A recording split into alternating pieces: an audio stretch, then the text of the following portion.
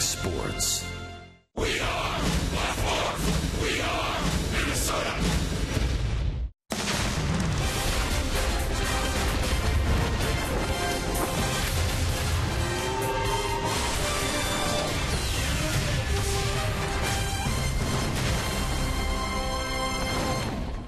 The Twins opened a homestand by winning 2 of 3 against the Houston Astros. It continues tonight. Opening game of the 3-game series against the Chicago White Sox at Target Field in downtown Minneapolis. And the Twins start this series and start the season's final month. A game out of the American League's final playoff spot. They trail Texas by 1, lead the Angels and Rays by 2.5 in the battle for the final berth in the postseason. The pitching matchup tonight, Chris Sale will go for the White Sox, looking for his 13th win of the year, while Tyler Duffy will try and make it 4 consecutive good starts for Minnesota. I'm Anthony LaPanta at Target Field. It's a hot, humid night and a great way to kick off the final month of the season for the Twins here at Target Field. The Twins have been red hot here at home. A couple of things to watch as this series starts. Minnesota has won 8 of their last 10 at home against the Sox. Overall this season, already 40 wins here at Target Field. But tonight they'll have a little bit of a challenge because the White Sox have been playing well away from home lately. The Sox are 14-9 in their last 23 road games. That's the best record in baseball since the end of the month of June. Each of these teams has been scoring runs lately. The Twins 5.5, the White Sox just over 5 over their last 11 games. Might be a reason to expect offense on a night where the ball seems to be jumping here at Target Field. The Twins hope they can continue their dominance of Chris Sale, a pitcher against whom they had just 1 win all time before this season, but they've beaten him 3 times in 4 starts so far this year. The rest of the league has beaten them only 4 of 21. The Twins and Sox to open the series here at Target Field tonight. Dick Kramer and Jack Morris up next with more on Minnesota's dominance of this White Sox left-hander.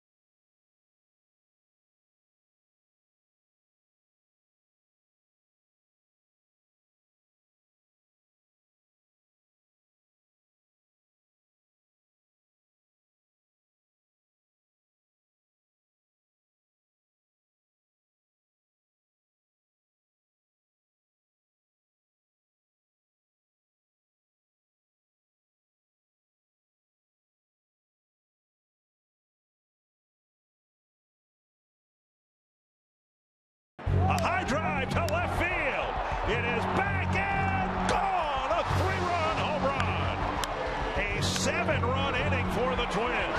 This one drilled to left. This one will stay fair and leave in a hurry. And that's gone.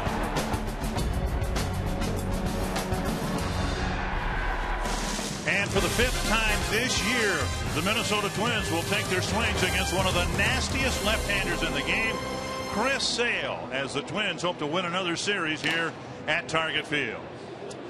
And good evening to you from Target Field. I'm Dick Bramer. He's Jack Morris. When you play a team within your division, there's always one guy that you're going to face probably 6 times, one each out of the 6 series. The one guy for the White Sox nobody wants to face is Chris Sale, but for whatever reason, the Twins have handled him very well.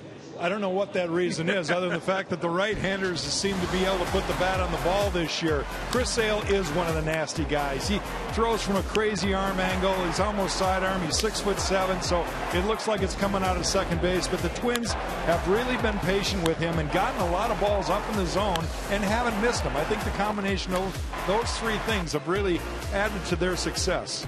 Twins have kind of caught a second wind here in the second half of the year. In the lineup, it's been Miguel Sano providing a lift, and in the rotation, it's been Tyler Duffey. Tyler Duffey is a little different cat. I think he's got total confidence, and I think determination is a word that really comes to mind when I think about Tyler Duffey. He's a young kid that really believes in his breaking ball, and he's not afraid to throw it in any count. So we'll see how he fares tonight, looking for his 3rd win. Does this Twins rotation have a finishing kick for September? They did awfully well in August. The first game of the final full month of the season comes up next.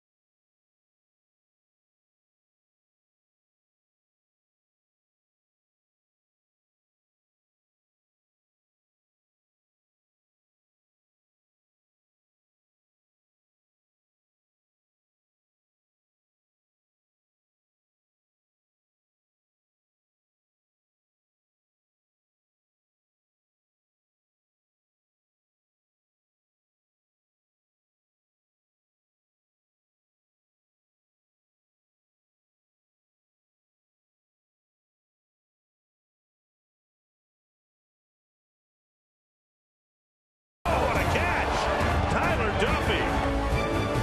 Curveball got him. What an inning for Tyler Duffey. Got him with a breaking ball in the dirt.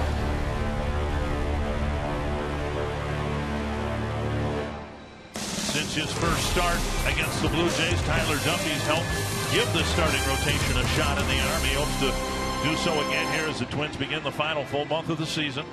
Kevin Gord, Jack Morris, Dick Bramer for the opening game of the final series this year here between Chicago and Minnesota. And the Twins are in the wild card race, and coincidentally the White Sox are where they are in the wild card race because of the season series. The Twins have won 9 of the 13 games.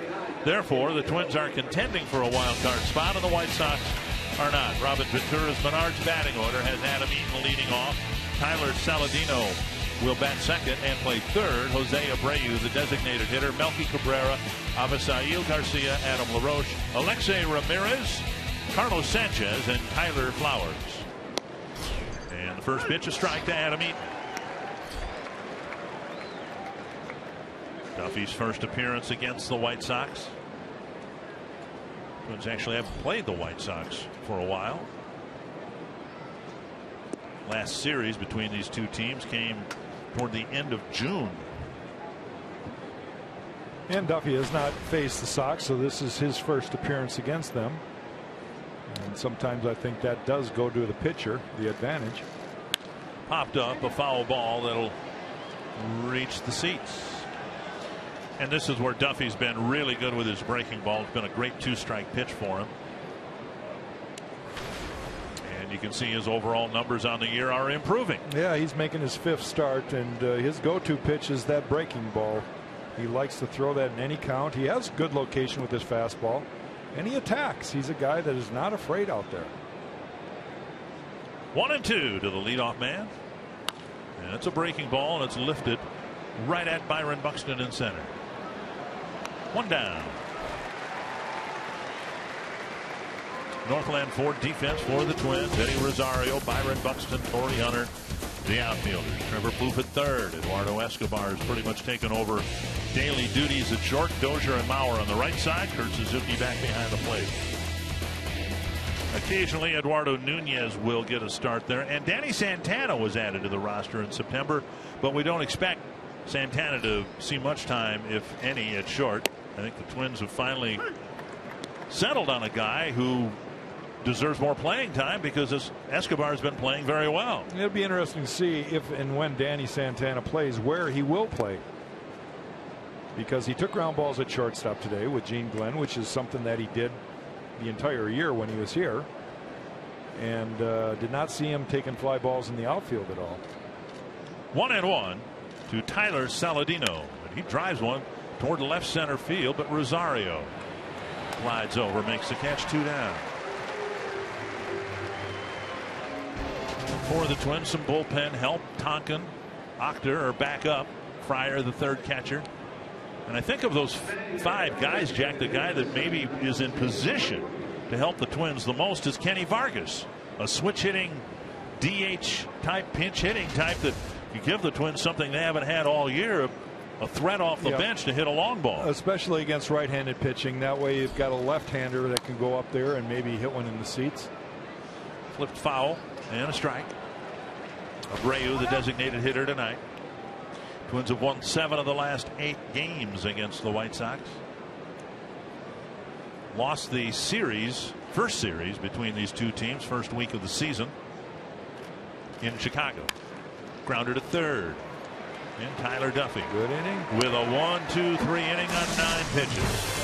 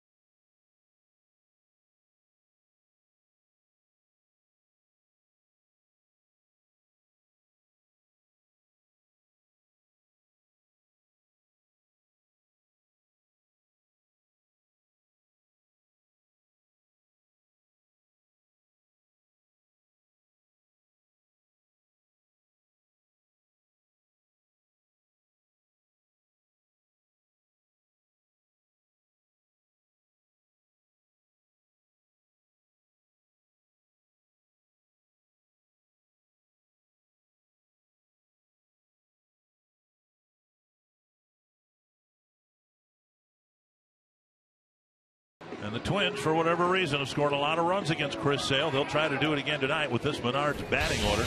Brian Dozier in the leadoff spot. Joe Mauer hitting second. Trevor Plouffe third. Sano, Hunter, Rosario, Escobar, Suzuki, Buxton. A couple of lefties in there. The rest all righties. Against one of the toughest left-handers in the game. Against everybody else except the Twins this year. Well, he is a tough customer. Chris Sale looking for his 13th win. He's making his 26th start.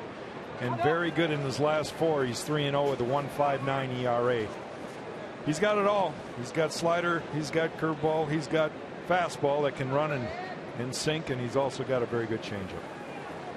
Here is Dozier. Twins have some right-handed batters who've had a lot of success against Sale, including Dozier, hitting over 300 against him with 3 home runs. And Dozier takes ball 1. You kind of wonder sometimes what gets into the mind of a very good pitcher when he struggles against one team. Tapper to short, 3-hopper to Ramirez. 1 down. And Sale has done that against the Twins. And the Twins have hit a lot of mistake pitches. Northland 4 defense for the White Sox haven't been quite as tidy in the field as the Twins have been this year.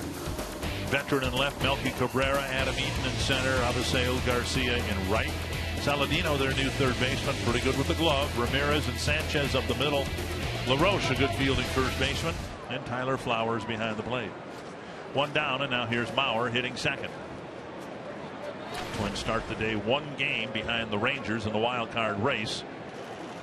The Rangers are out in the West Coast playing the Padres tonight. 1 strike to Mauer.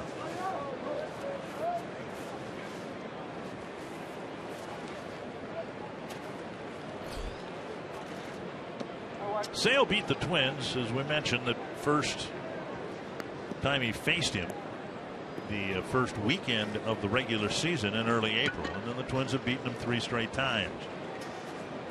Tampa Bay Rays have beaten Sale twice. A couple of other teams have beaten him, but no one's had the mastery over Sale like the Twins have had this year. And when you really remember that first week of the season, I think Mother Goose could have beat the Twins. It was a rough start for the boys. But since then, it's been a whole different game. 2-1, tap foul, 2-2.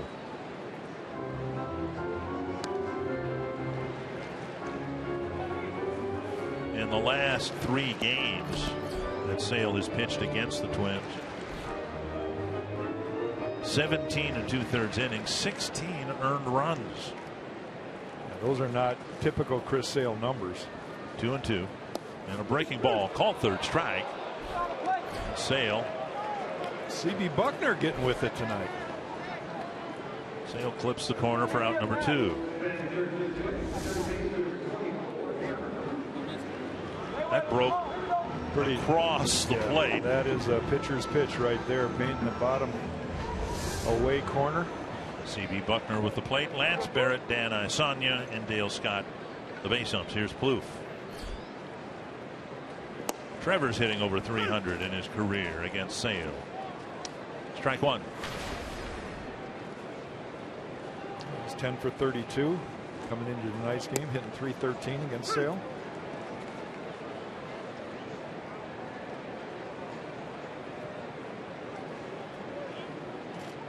Oh, and 2 to Plouffe. And a Tapper foul. Hard to figure. The stuff is there. He's done it against everybody else with an ERA at 2.68, but the Twins have had his number.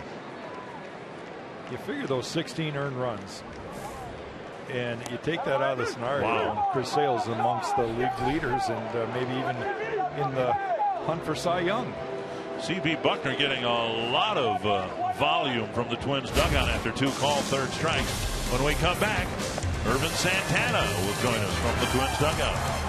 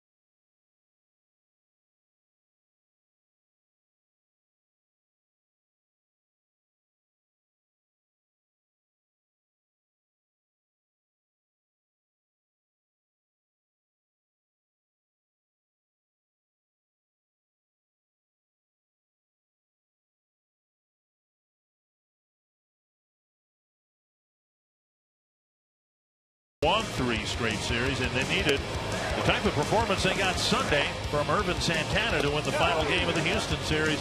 7 shutout innings. Scattered the hits around, didn't walk anybody, struck out 10. And Irvin's nice enough to join us from the Twins dugout. And Irvin, congratulations, first of all, on Sunday. I'm assuming as a veteran now, you're not going to get pelted by sunflower seeds. Believe it, it's going to happen. Hey, what specifically did you and Neil Allen work on between starts to rediscover the command and keep the ball down as you did so well on Sunday? Well, we had a couple drills. One is behind the mound, and the other one is just trying to keep my glove side closed, not trying to open too fast. Irvin, you're high in strikeouts in your last start. First win here at Target Field in front of the home crowd. Slider has always been your go-to pitch, and you had an excellent one, but I thought you really commanded your fastball well. Is that something that you think you have to have when you start the game, the fastball command more important than your breaking ball? Of course. I was lately, the last few games before that one, I mean, the fastball command was off, and then that game was much better. So that's the key as a starting pitcher. You know, you have to have command on your fastball, and you can be able to throw for first pitch right for the most part. Has it been challenging for you? I know over your career you've been on teams where you've backed up a win against a team and then have to face them again your next start. You're going to go into Houston and face the very same team your next start. Is that something that you would like to do or would rather not do? I don't mind that. Yeah, especially after a win, right? Of course. That's huge, you know, especially that we need that win, you know. So I don't mind to face the team again, you know. Paul Molitor was telling us that you're the kind of guy that doesn't show a lot of emotion sometimes on the mound, and that can be a little bit deceptive because he says he's got a lot of fire burning inside of him. Right now, if you want to take a shot at one of your teammates for throwing seeds at you, go, feel free to do that. But just talk a little bit about, you know, what goes on out there when you're focused in a game and things are going well versus when things are not going well. Well, I'm trying to be the same guy. Either I'm pitching good or pitching not good. You know, I'm just trying to be like, you know, serious about my job. And there are some times that I just laugh because I know I can do better job that I've been doing, and it's like unbelievable. You know, that's your bread and butter that you always been doing it, and that's in the last few starts it gets so frustrated that you're not able to do it, you know. Cabrera was ruled safe on the field, but Eduardo Escobar with a good play behind the second base bag narrowly got Cabrera at first. The Twins challenged it, won the challenge, and so Cabrera's retired one down in the second inning. Final question for you. Going into the last month of the season, anything you're going to change in your approach? Obviously, we talked a little bit about what you did in between starts your last time. Is that something you feel like you got ironed out now, or are you going to have to continue to work on it next time between starts? Well, I'm going to continue because, you know, that's only one start. You know, we had to keep doing over and over and over. Bloof across the diamond, 2 down. 3 straight ground ball outs for Tyler Duffy. Well, Irvin, your next start will be against the Astros again in Houston. And what's your impression now of this Twins team? The rotation as it's set up, a lot of experience from guys like you and somebody kind of in between like Kyle Gibson. And right now a rookie like Tyler Duffy. What do you think of Tyler Duffy? He's got a good stuff. You know, he's going to be good when he learn more about the game, you know, because this game is hard. You know, it look easy from outside, but it's hard. But he's good. You know, you see he's throw first pitch strike most of the time, so that's what we need. Now with 1 strike, Bloof will go to the right side of the infield. Irvin will let you get out of the shower of sunflower seeds you've been dealing with. Thank you very much. Good luck rest of the way. Thank you, guys. Thanks, all right.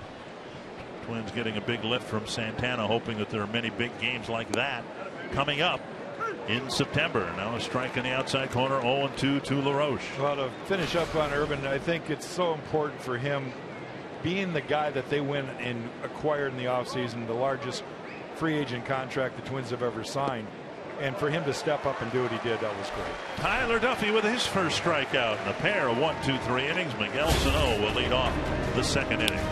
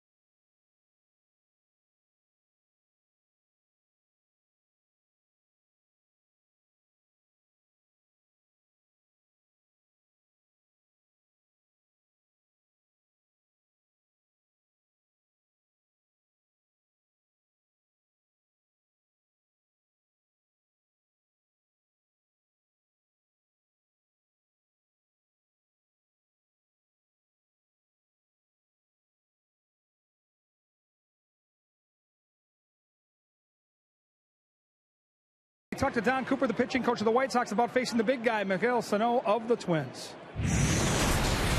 Obviously, he's got big power, so we're going to have to be real careful with him, you know. And we're never going to give in to him, that's for sure, because he can hit the ball out to all fields from what we understand. You know, we're going to try to be down when we need to be down and in when we need to be in. And well, hopefully, you know, it also says he's got some discipline, you know, so he's not swinging a lot of bad pitches from what we're hearing.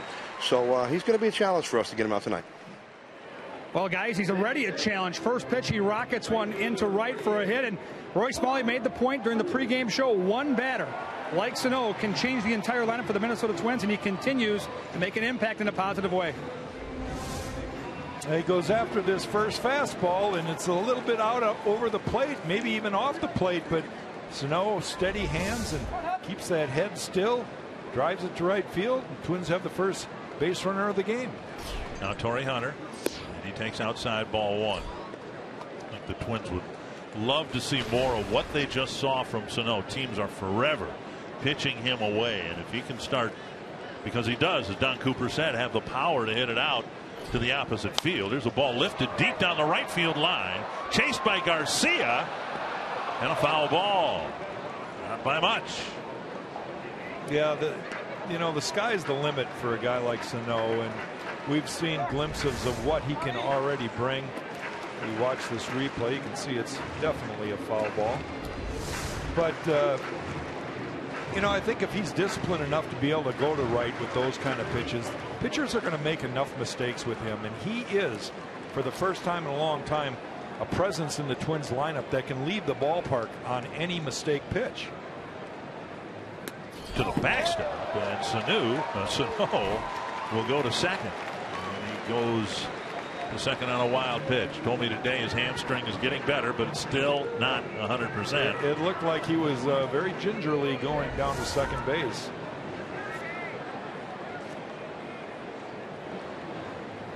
And these are the kind of things that have kind of unraveled Chris Sale against the Twins. You get a base hit, and all of a sudden, they've had a few fielding mistakes behind them against the Twins.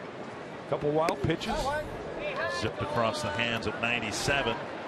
One of the things that makes him so scary to hit against is effectively wild. The fact that he doesn't always command his pitches pinpoint control. And he busts you up and in like that. He'll get your attention in a hurry, and then he has the ability to paint down and away. 3-1. And Hunter fouls it back. Now, hypothetical here. Hunter gets a base hit to the outfield, and everyone will be watching Sano at second base. He's been told, don't try to bust it. Don't try to open things up. And he might not very well be able to score on a single here. They just want him to advance, much like, forgive me, a pitcher would if he were on the bases. Sure. And Gene Glenn, the third base coach, might have to tackle him. There's the slow breaking ball. Hunter strikes out, 1 down. And just took a little off that breaking ball, and that's another thing Chris Sale's able to do. He can throw the high, hard slider, or take a little off like this one. Torrey's way out in front. You can see that. It's a very good pitch down in the zone. This will be interesting. This is Eddie Rosario's first at bat against Chris Sale. Rosario got he doesn't get many of them, but he got days off when Sale pitched against the Twins back in June. Breaking ball down the right field line, a base hit. Sano gingerly jogs to third, and he'll hold up there. So Sano, who might have scored, probably would have scored otherwise, just able to get to third base, and Rosario wasted a little time jumping on Sale, and he gets a hit in his first at bat. Yeah, both Miguel Sano and now Eddie Rosario jumping on that first pitch they see off Sale. It's a slider, and Eddie Rosario, we've talked about it so many times, how he can keep his bat in the swing zone. And there's Miguel Sano just kind of jogging over to third base. He does not want to aggravate that hamstring any more than it's already there. And now Escobar in a big spot. He turned in a nice play to get the first out of the top of this inning. Now he has a chance to drive in the first run. Of course, it would take a deeper fly ball than normal to the outfield to score Sano from third. Double, however, I like his chances, and Escobar has done a great job. Given the chance to play the position he played last year, he's hitting the ball every bit as well as he did at any time last year. Now, he's certainly been red hot here for the last couple of weeks, and certainly need and appreciate his contribution. Twins offense have kind of been the key for the Twins getting back into this hunt and just nibbling at that final wild card spot. Pitching and defense have been kind of, well, the defense have been steady all year long, but pitching from the starters and the bullpen kind of flipping back and forth as to which group has done a better job. Lately the bullpen has been fabulous, and then Irvin Santana does a great job. 7 solid innings, a shutout ball his last time out, and the Twins win the series against Houston. 1-1 to Escobar. Swing and a miss on the slider. That's 1-2. Teams are 4 for 7 this year stealing against Sale.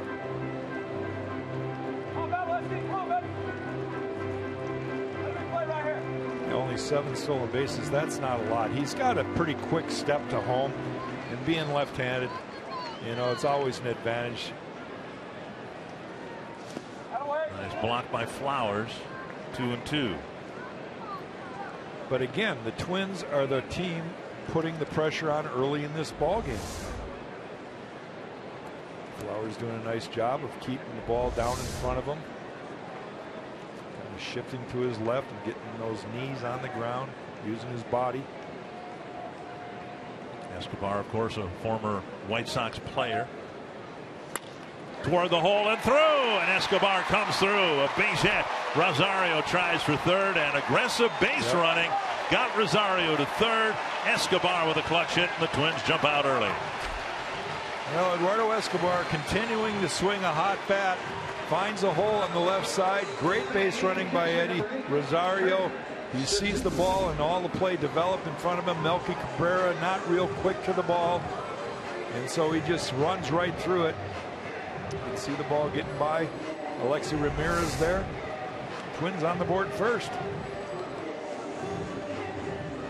Flowers to the mound, 3 singles, a run, and a runner at third with less than 2 out. As much as the Twins have, that's nice to see, by the way. Sano's had to, you know, make the circuit around the bases. He's had to start and stop a couple of times running, and he's still able to smile. And the trainers are leaving him alone. It is what it is. If you can't smile when you score and get a base hit, you got to find a new job. But, you know, not having the trainers come in and check on him and all that. I mean, yeah, it looks like. He told him to stay away, knowing him. Here is Suzuki. You tell me I can't run, so I jog. Why to come over and ask me, you know? Kurt Suzuki got some really good numbers against Chris Sale. He's hitting .333, 6 for 18 lifetime against Sale.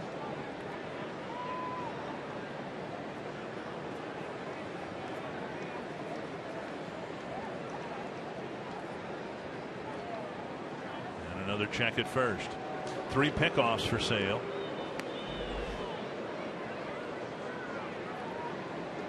This is kind of what has happened. The Twins have been opportunistic when getting a chance to do damage against Sale. They've done it very effectively. Now they've got 1, looking for 2. And they've had him in the stretch an awful lot this year in his last 3 starts against them. And his rhythm really depends on him throwing in his windup. I think he just gets kind of wound up from the windup. He gets a way better rhythm, and once he starts feeling it, Chris Sale can shut you down for a lot of innings in a row. Twins just haven't let him ever feel it. High and tight at 95. And more than likely, Paul Mahler's not going to have Suzuki try to hit and run and get Escobar started here because he hits a lot of balls in the air. If he was a guy that hit the ball on the ground a lot, he might try to start Escobar at first and let Rosario take his chances on scoring. Try to stay out of a double play.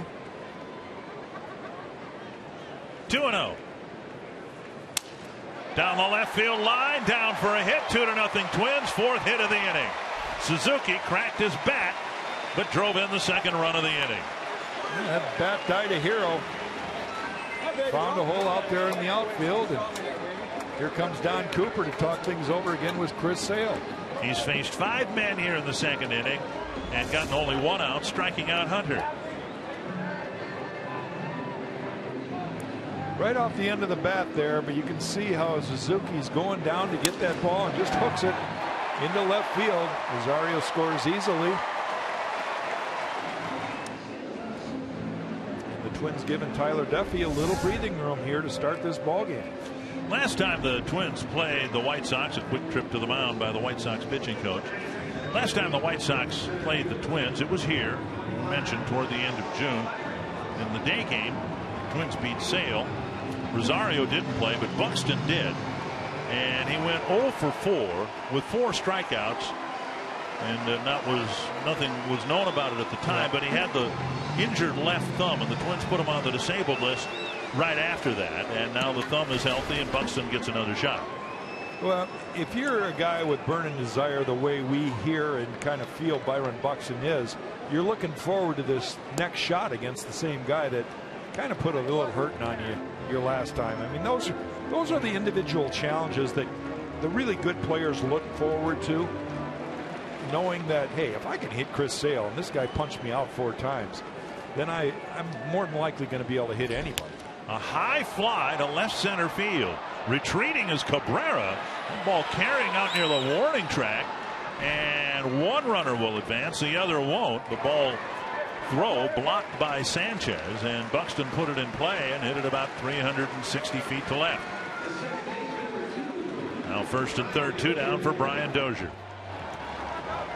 Watching batting practice today, again, a very humid night here at Target Field. Balls seem to really carry when it's hot and humid here, more so than any other year that I've witnessed it here at this ballpark. Well, we were down batting practice today behind the cage, and that's the first thing I observed when I was down to the ball was just really jumping and carrying, and Buxton looked to hit just kind of a routine medium deep fly ball, but it still carried out near the track. Here's Dozier. And Anthony, strike 1. Dozier hit a ground ball to short his first time up. That should really kind of play into Tyler Duffy's hand. You know, he's a guy with a sinker and a slider, and he keeps the ball down in the zone. He gets a lot of ground balls. On nights like tonight, you want to get the ground balls. Popped up behind the plate. Flowers back and out of play. 2 strikes. Just where you don't want to be against Chris Sale. Nice catch. Well, Dozier struck out 10 times against Sale.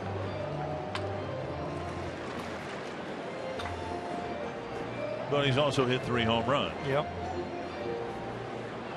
Suzuki at first, across the way. Escobar at third. 2 strikes. And a token throw to first.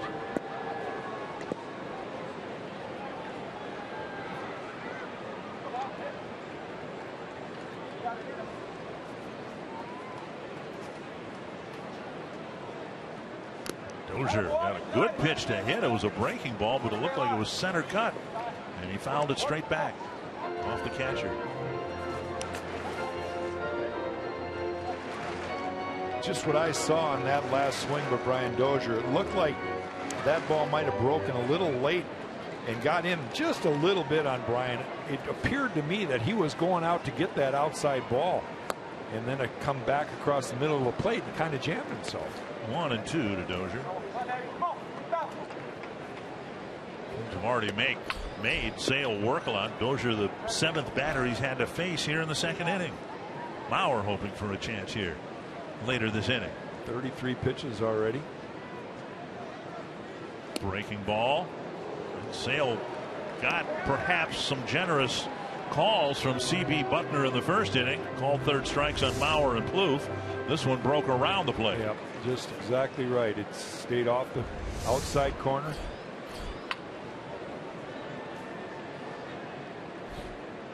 Target is inside. The pitch driven to left center field. Down for a hit. One hops the wall.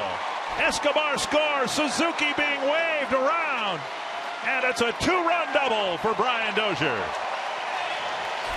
And the Twins put up another crooked number against Chris Sale. Just really good hitting right there. Chris Sale kind of made a mistake again right there. And we talked about in all the 3 wins against Sale this year, the Twins hitters just weren't letting him make mistakes. Every mistake he threw, they were hitting hard. And then Brian Dozier does the same thing on this pitch. Ball was actually not a bad spot, down and away, but Dozier looking for the fastball, and you can't hit it that good unless you're looking for it.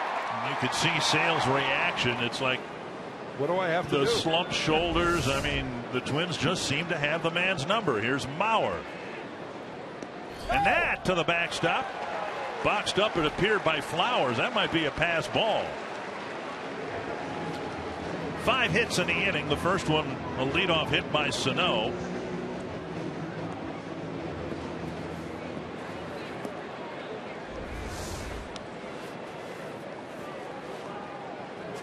Now, that's not how you block a ball. Backhanded with your glove on top of it, kind of going down. You got to shift out. It's easier said than done, but Flowers showed that he can do that. Inside 2-0. Strike call. And Mauer looks back at C.B. Buckner. It was ruled a wild pitch.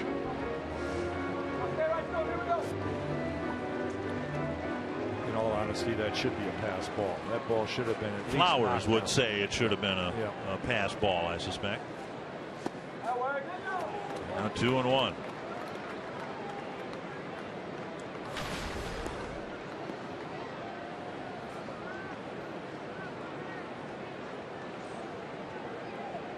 Dozier at third. He's driven in a pair with a double. Tapped foul, 2-2. Just an important run right here. This is a huge run sitting at third base right now. Brian Dozier. Twins have scored 4 already off Sale, and 5 just, that's an ugly crooked number. Way uglier than 4.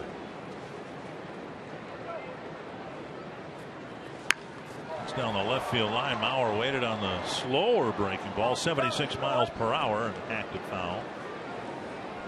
The wild card race just a week ago, people thought that this was going to go down to the very end, but now some teams have just absolutely fallen off the cliff. The Orioles are getting shut out tonight, 6-0. They haven't recovered from the Twins sweep there. The Indians now starting to make a move. Mauer taps it up the right side, fielded by LaRoche. Dozier will be left at third, but the Twins get 5 hits and 4 runs against Chris Sale in the second.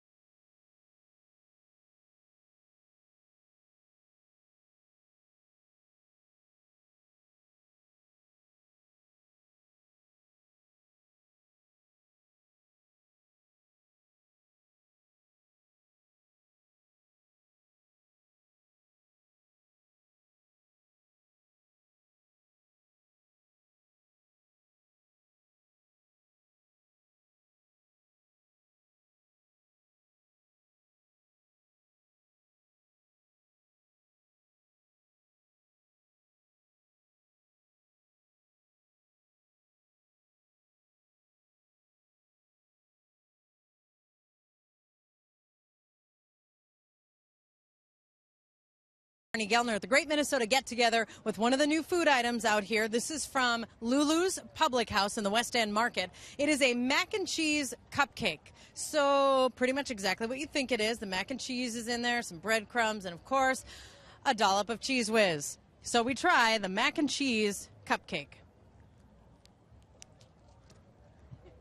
It's a little bit messy, but it's good. Really fun. Anybody have any now? Thank you, Marty. Here's Alexei Ramirez taking strike one. Marty is our food critic at the fair every year. Is there a more crooked number than a 4? Oh, yeah. Really? There's a bigger number, but is there anything more crooked than a 4? An 8 looks like infinity.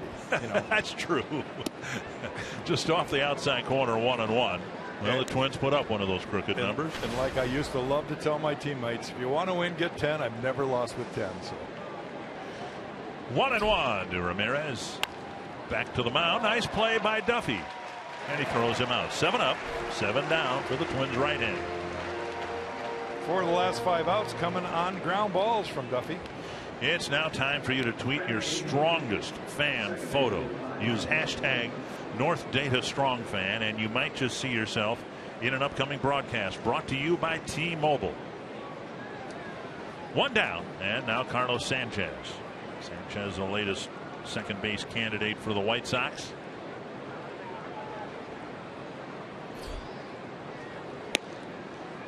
And a strike.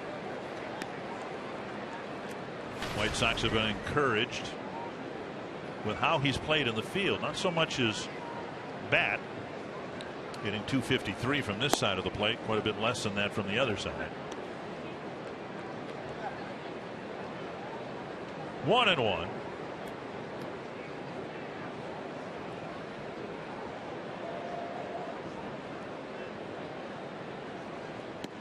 Two and 1. The White Sox were out early, as a lot of teams always do. The first game of the series on the road, they'll go to the ballpark early and take extra batting practice. And they also took a lot of extra ground balls. Sanchez was over there taking a whole bunch of double play opportunities from short and third.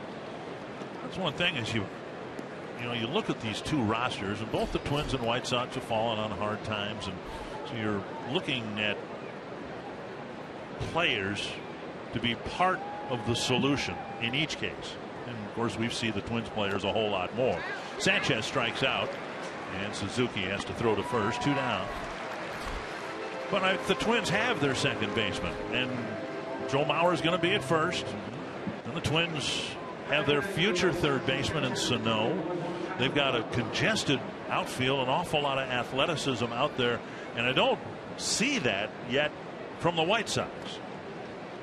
Well, they are a little bit of a team in I don't know, trying to figure it all out. Melky Cabrera, veteran in left field. You know, his days as far as a defensive player are kind of limited. Strike one. Yeah, Adam Eaton signed to a long-term deal, but you know, offensive numbers aren't the same as what he put up there last year, and he's got some time ahead. Garcia's in right. He's going to be there for a while. But infield, yeah, they've looked for a second baseman and a third baseman now for a few years.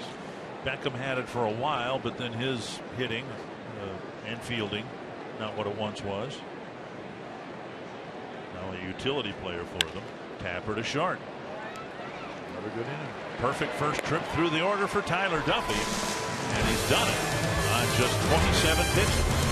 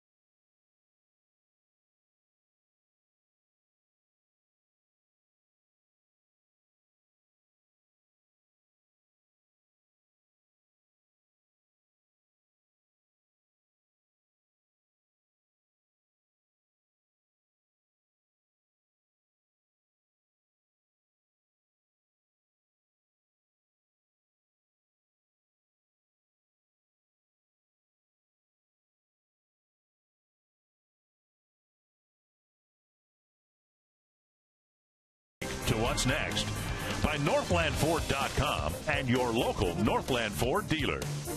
And by Grand Casino. The best stories start here. Twins out in front of Chris Sale again. He started against them in early May and then again toward the end of June and again here tonight. 3 starts, 11 2/3 innings, 17 earned runs. Crazy numbers. Those are not Chris Sale numbers, but the Twins have just done a great job of being able to capitalize on not only mistakes, but here tonight, some great pitches too. Pitches that they're still hitting. Blue spins it back over the screen, 1 strike. The one thing the Twins have done against Sale this year is not only have 1 crooked number inning, but add on to it. And it'll be interesting to see if he'll shut him down now or if the Twins can just send him back to the showers again. When he faced the Twins here in actually it was at the end of April, part of a 4-game sweep for the Twins. Here's a pop-up on the right side and out of play. He only lasted 3 innings, gave up 9 runs, 8 of them earned.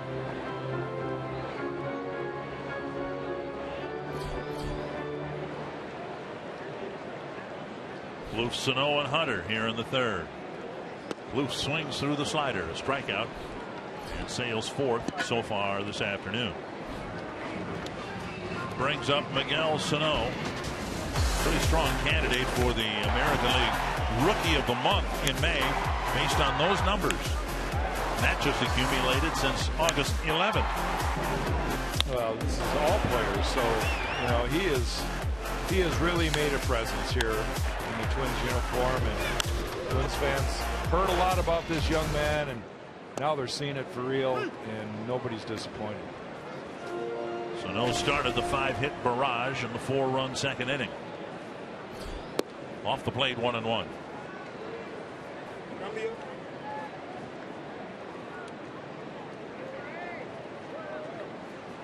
Swing and a miss. One thing we might see, though, because of the hamstring issue for Sano, we may not see him at 3rd base anymore. He may be strictly a designated hitter. Off the plate, and now 2-2. Sale reacted like he thought that might have been a strike. Like it ran around the plate, just like a couple of his other backdoor breaking balls. Down and in, 3-2. So got it started for the Twins back in the 2nd inning. Sale leading the league with 233 strikeouts this year. And he's 2 for 2. Sano just gingerly again jumps out of the box and trots to first. A pair of singles for Sano. This makes it look so easy. He's such a strong guy, and you know there's something about his grip, and I've watched batting practice for years and years and years, and we talk about the sound that comes off the bat when balls are squared up, but for him, his hands are an extension of that bat. And a lot of guys, the bat will vibrate in a guy's hand, no matter how hard they swing or how strong they are. With Sano, it just looks like the bat vibrates. Nothing to do with his hands at all. An immensely strong young man. 1-0 to Hunter, and now a bad swing by Torre on that fastball at 94 miles per hour. 1-1. It looked like Torre was looking away there with the fastball and got the slider down and in. 1-1. And now up and away, another swing and a miss. Take a look at Miguel Sano's last base hit, and the fact that he's got his head down, but you don't see any vibration in his bottom hand. I mean, it's just so strong. You've got to have that kind of grip. And Torre doesn't like that. 3rd time that C.B. Buckner's called out a Twin batter. Twice in the 1st, Mauer and Plouffe.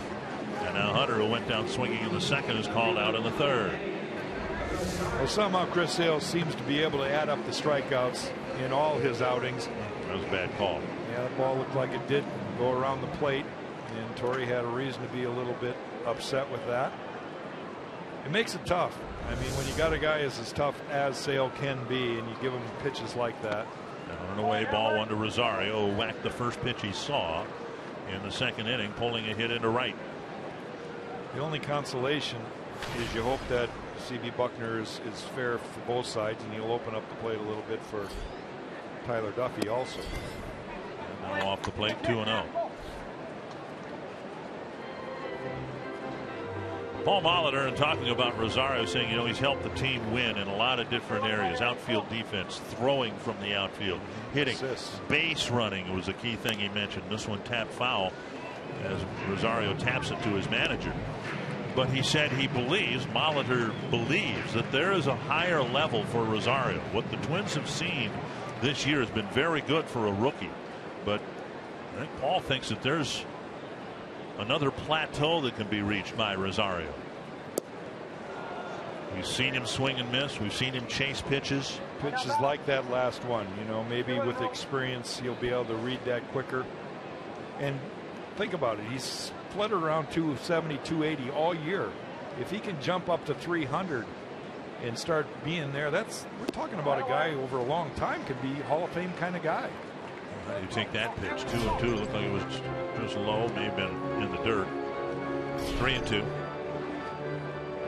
With 2 down, Sano will need every advantage he can from first base, and he'll take off early. Fly ball left field. And retreating is Cabrera, who makes the catch, and Sale rebounds with a scoreless third. So far, Tyler Duffy's been perfect, and he's got a 4-0 lead.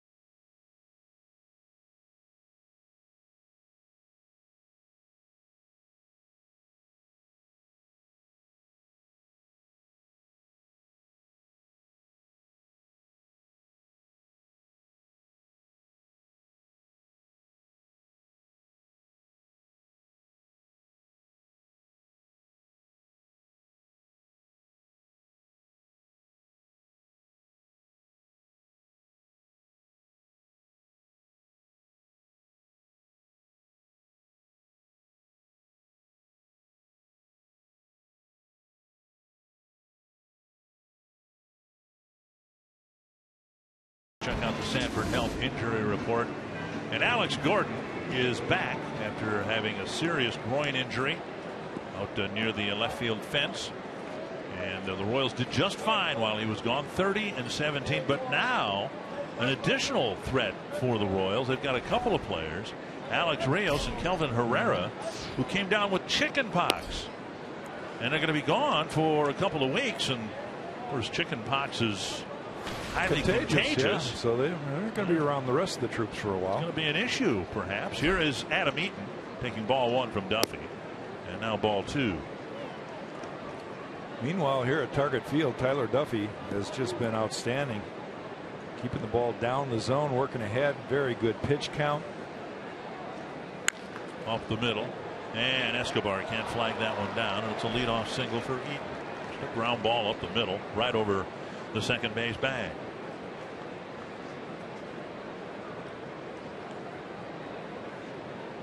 That'll bring up Tyler Saladino. For the first time now, Tyler Duffy will work out of the stretch. Thought about barehanding this ball, you can see, and then he pulls his hand back.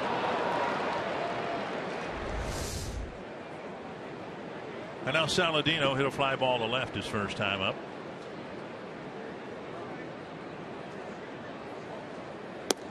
Down and away, ball one. Duffy fell behind Eaton, gave up a base hit. Now 1-0 to Saladino.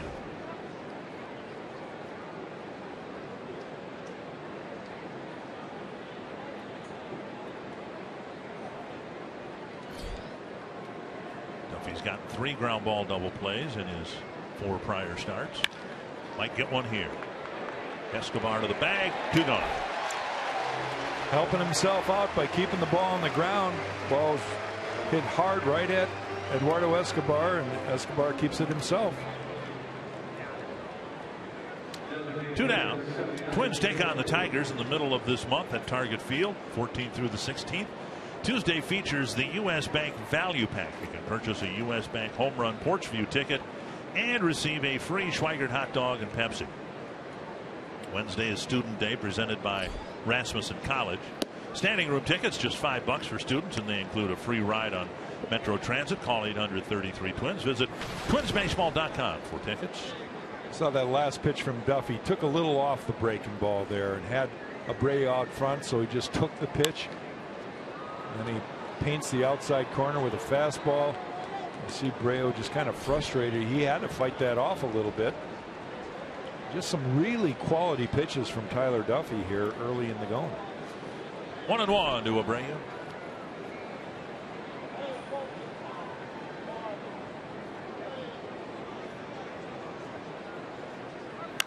Fly ball right center field, and Hunter comes in. Through 4 innings, 4 shutout innings, Tyler Duffy's faced the minimum number of batters.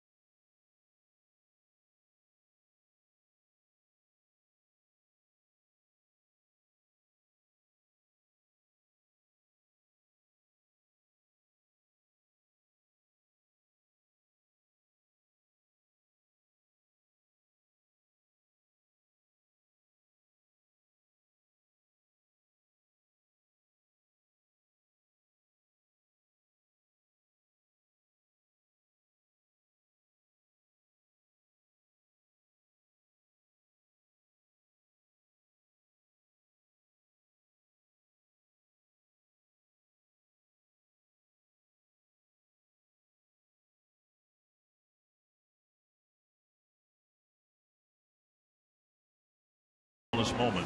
Let's go back to 1992. Tiger Stadium. Rick Aguilera pitched a scoreless 9th inning. Notched his 35th save of the year. Twins beat the Tigers 5-4. You were long gone from Detroit by then, Jack Morris. Save as the closer's 109th, making the right-handed reliever the franchise's all-time saves leader. And of course, he went on to, through a couple more stints there, he was traded away a couple times, came back. Here's a drive to center field off the bat of Escobar, and that ball is off the wall. Escobar continues to rake. He's got 2 hits tonight and a leadoff double in the 4th. It's just got to be fun. Everybody loves Eduardo Escobar. He's probably the favorite in the Twins dugout. His interaction with his teammates, and to see him swinging a hot bat. Watch how far this ball carries. Just an easy swing. It shows the strength of that little guy. See where Eaton was playing. He just couldn't catch up to it. That ball had Eaton been playing deeper, he might have been able to catch it, but you don't expect Escobar to hit it 410 feet from home plate. Maybe you should, but you don't. Here's Suzuki and another trip to the mound by Flowers. There's Escobar coming to the Twins in the Francisco Liriano trade. Liriano for the White Sox pitched about as he did for the Twins. Now Escobar, for the second time, has claimed the job as starting shortstop. Suzuki with an RBI single his first time up. Here's where you need to make sure you get full advantage of the leadoff double. And Suzuki swings and misses. Just keep the pressure on. Chris Sale back, working out of the stretch. We talked about it earlier that here at Target Field especially, he has not been able to get in any kind of rhythm. The Twins have kept the pressure on him in almost every game he started this year, and they're doing it again here tonight. One strike to Suzuki, and now up and away. 5 strikeouts, and Sale up to 234. The franchise record is by Hall of Famer Ed Walsh way back in 1908. He struck out 269 batters in a season for the White Sox. You remember Ed? 08. You would have remembered Ed if he was in 2008, that's for sure. Walsh, the only other White Sox pitcher to lead the major leagues in strikeouts, and he did it in 1908 and 1911. 1-2. Suzuki trying to at least get Escobar to third. And Ramirez cuts behind his former teammate. No throw. Sale struck out 10 plus batters in 8 straight starts, tying Pedro Martinez, which is pretty remarkable. He always has a strikeout total. There's a pop up and Flowers comes back, but has no play. Ball hit the screen. Yeah. Suzuki caught a little break there. As Suzuki battles here in the last 4 starts, Chris Sale against the Twins, he has pitched 20 2/3 innings and given up 20 earned runs. And again tonight, the pitch count, and Chris Sale's a guy that can throw 120 pitches. He's not necessarily one of those cookie cutter guys that you have to yank out of there after 100 pitches. He is an ace, and they let him go. But already 66 pitches here without an out in the 4th inning.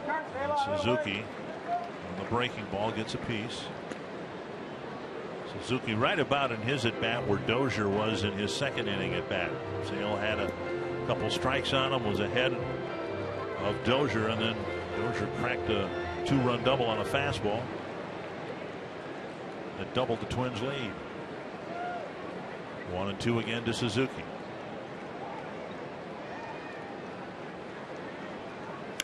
And off the knuckles, and an easy catch for Ramirez.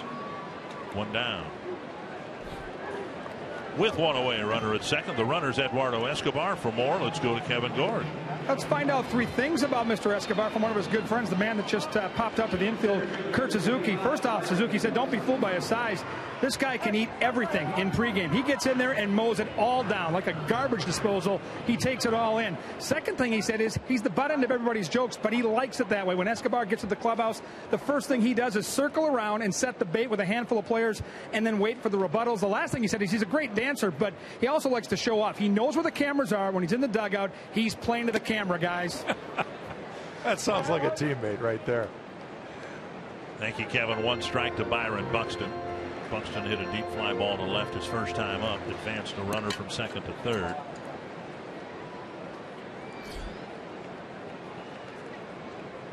Well, let's face it, it's always more fun when everybody is contributing. The jokes are funnier.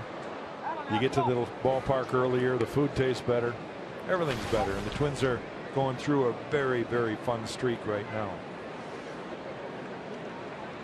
Buxton in a tough spot. Sale gets ahead of him 0-2 for Buxton. 82 at bats, 31 strikeouts, 4 doubles, a triple. Has not hit a home run yet. And Buxton chases 2 down. Soup.com trivia question: what is the Twins club record for defeating a pitcher in a single season? I'm guessing it was back in the early 60s when you played everybody 18 times. I would say it's probably more into today's generation when you play your own division. 18, 19 times. Yeah, could be. Or Santana, Johan Santana had one of those years. I think it was after his second Cy Young Award season against Cleveland. He had a terrible record. Kept running up against then Fausto Carmona. It wasn't Sabathia. I think Carmona locked up against him 3 or 4 times, beat him every time, and Johan, as good as he was, just could not beat the Indians that year. 1-0 to Brian Dozier. And now a strike. Dozier with the biggest hit of the game. There were 5 hits for the Twins in the second, and Dozier delivered a 2-out, 2-strike, 2-run double.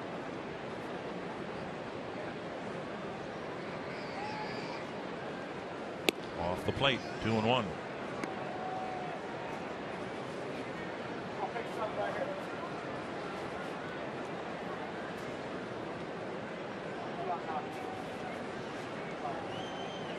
Defense playing pretty much straight up on Brian Dozier. Infield and outfield. 3-1. Mauer on deck. One thing to watch about with Sale is the balance of this year. He's never made more than 30 starts. Tonight's start is 26th.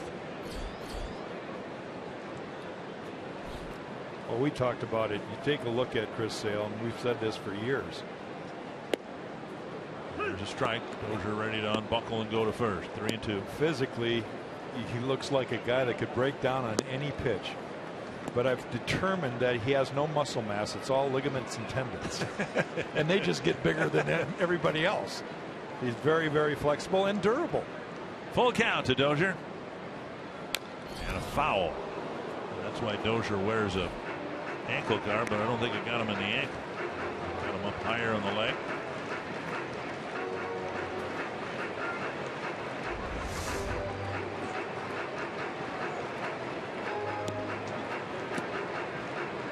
A lot of whip, right? Yep. But he does a lot of things right, too. Now that ball hit Dozier right in the shin. Yeah. And we saw that happen to Mark Teixeira. Now Teixeira's been sent back to New York. He's going to be on crutches for a couple of days. It still hasn't healed. 3-2 pitch to Brian Dozier. Off the plate, he'll take a walk and get Mauer to the plate. First and second, 2 down. First walk for Chris Sale today. Visit Fox Sports North at the Minnesota State Fair now through Labor Day. They're at 1311 Underwood Street across from the Ballpark Cafe. Meet on-air personalities, special guest. Tomorrow meet Jamie Hirsch from 1 to 2 p.m. Watch the Twins take on the White Sox on the big screen TV beginning at 6:30. And for more details, visit foxsportsnorth.com. Click on upcoming events. You mean we're on TV right now at the fair? Or is that just tomorrow night? No. Right now, there are people. Let's say hi to everybody at the fair. Hi to everybody at the fair. How about a round of applause for the Twins? For the Twins. There's Mauer. And there's ball 1.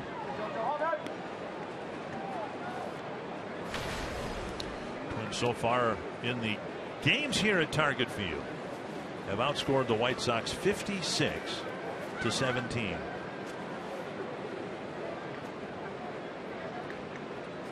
A lot of the carnage against Chicago's best pitcher.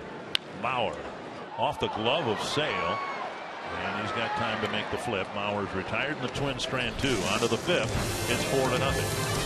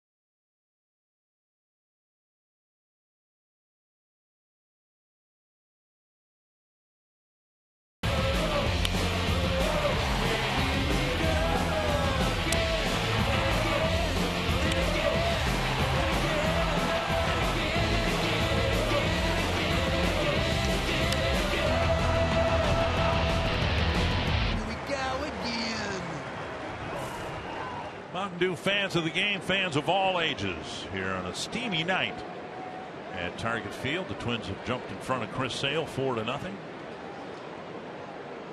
to pick up another win, and for the Twins it would be win number 68 on the year. Melky Cabrera will lead off the fifth. He thought he had a base hit for a while in the second inning. Eduardo Escobar got his ground ball behind the bag, kind of juggled it a little bit, but gathered the ball, spun and fired. Original call was safe. Twins challenged and got it overturned.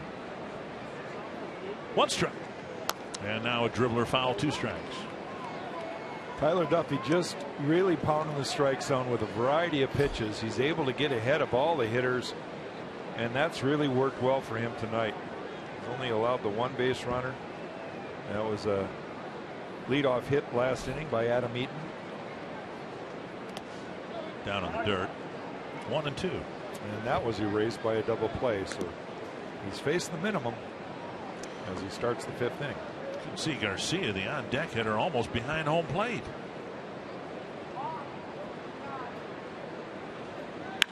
The ball laced to left. Rosario over and back for the catch. 1 away. So 13 batters faced, 13 outs for Tyler Duffy. He's just used a variety of pitches, and like I said, he gets ahead. He's got a great breaking ball. He throws it in all situations, and he's able to field his own position pretty well. He's done that several times, and this might have been the biggest play of the game, the double play after the base hit. Made it look easy tonight, so far anyway. Garcia, the batter, he bounced to Plouffe his first time up. Chopper that will bounce foul. 1 strike. Hey, news today, former White Sox manager Ozzie Guillen has a new job. He's managing his son in an independent league, the Normal Corn Belters. Normal. What town is Normal? What Normal, Illinois. And his son playing there, and Ozzie's the manager. But he's getting paid, right? Oh, I suppose. Probably not. We all have jobs managing our sons. Popped up to center field. Should be an easy play for Buxton. He drifts back. Plenty of room out there. 2 down. Zubaz Palooza returning to Target Field. Special offer includes a reserve seat for the game Friday, October 2nd, when the Twins take on the Royals. Plus your very own limited edition Minnesota Twins Zubaz pants. Take advantage of this special offer, available exclusively by logging on to twinsbaseball.com/Zubaz. Were you or are you a Zubaz wearer? No. Okay. On the ground, Dozier to his right, into the slide, and he couldn't get a handle on the baseball to make the throw, and LaRoche will reach with a 2-out single. It looked like Ryan Dozier was going to pop up and possibly make a throw, but he's got to have a good grip in order to make that throw, and he knows that it's going to be a do or die play. When he comes up, you can see he just didn't get the handle on the ball, and LaRoche gets the 2nd hit for the White Sox.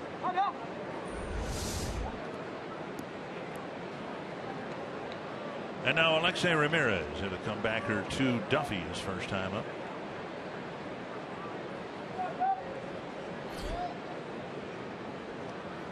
And a fastball on the outside corner, a strike. Duffy might be the case of a pitcher who's able to be effective, and he doesn't light up the radar gun, but he has really improved his secondary pitches. We just saw a fastball in a good spot at 89, but what he has been able to do, and we've seen low 90s from him, but what we've seen secondary pitches that he has great command of and has kind of a game plan out there.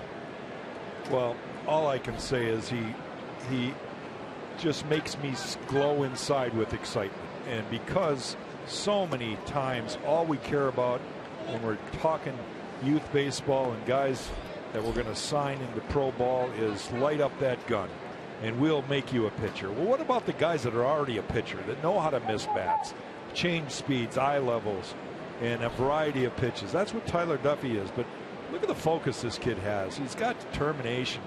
You can tell he's something different. And maybe it is because he doesn't light up the gun that he feels like he's got to show everybody, hey, I can win. And he knows how to pitch. 3-1 now. He's still got a chance to get through the 5th inning on less than 50 pitches. There's guys in the Hall of Fame.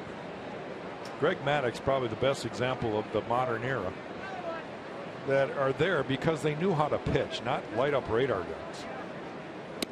And now a walk will put 2 runners aboard for Carlos Sanchez. 1st and 2nd, 2 down. First walk of the game for Duffey, really the first hitter that he was behind in the count. He throws that breaking ball anyway. And according to Fox Tracks, he caught the corner. Yeah, Suzuki, the way he caught it, might have been what C.B. Buckner saw to call it a ball.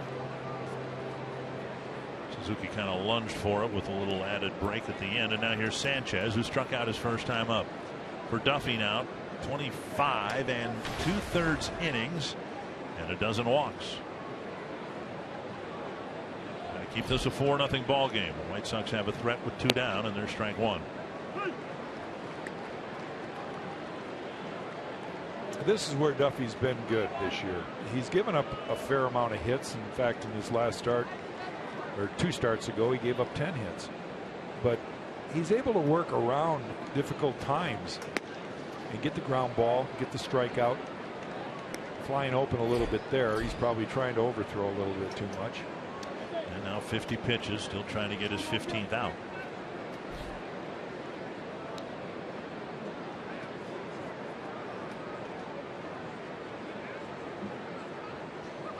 And off the plate, 2-1. He's rushing a little bit with his lower body here in the last couple pitches. And I think as he matures, those are things he'll learn himself. He'll feel it. His own body will tell him. He's thrown so many pitches that he knows exactly what he did wrong.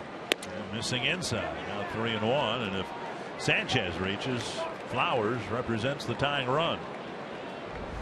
In this pitch, you can see he kind of over adjusted. Wants to make sure he gets his arm up quicker, which he does. But he just jerks it a little bit on the inside part. 3-1. And a ball 4 missing low. So this threat started with an infield hit. Dozier almost made an attempt to throw out LaRoche. It was a 2-out single, but 2 walks now have followed. And here comes Neal. Flowers will come up. He had a ground ball to short his first time up. Phone is on here with Duffey. Boy, can't be a pitch count, but the Twins aren't going to take any chances here unless he starts throwing it over the plate. I think the concern right now for Paul Molitor is, hey, is Chris Sale back dialed in? Are we going to be able to figure out Chris Sale? Now his pitch count is up there already, but he has the ability to throw 3-4 more shutout innings, so he needs Duffey to get himself out of this jam. He's pitched very, very well. Saw Molitor on the phone. He didn't see anybody in the bullpen so much as stir, but now there's some guys getting loose out there a little bit. Eddie Guardado with the phone call, or receiving it over there. Jepson, the phone attendant down on the bullpen. Big spot here suddenly for Tyler Duffey. They're loaded up with 2 down. See how good this trip to the mound by the pitching coach was. Usually you will know right away in the first pitch. Breaking ball misses.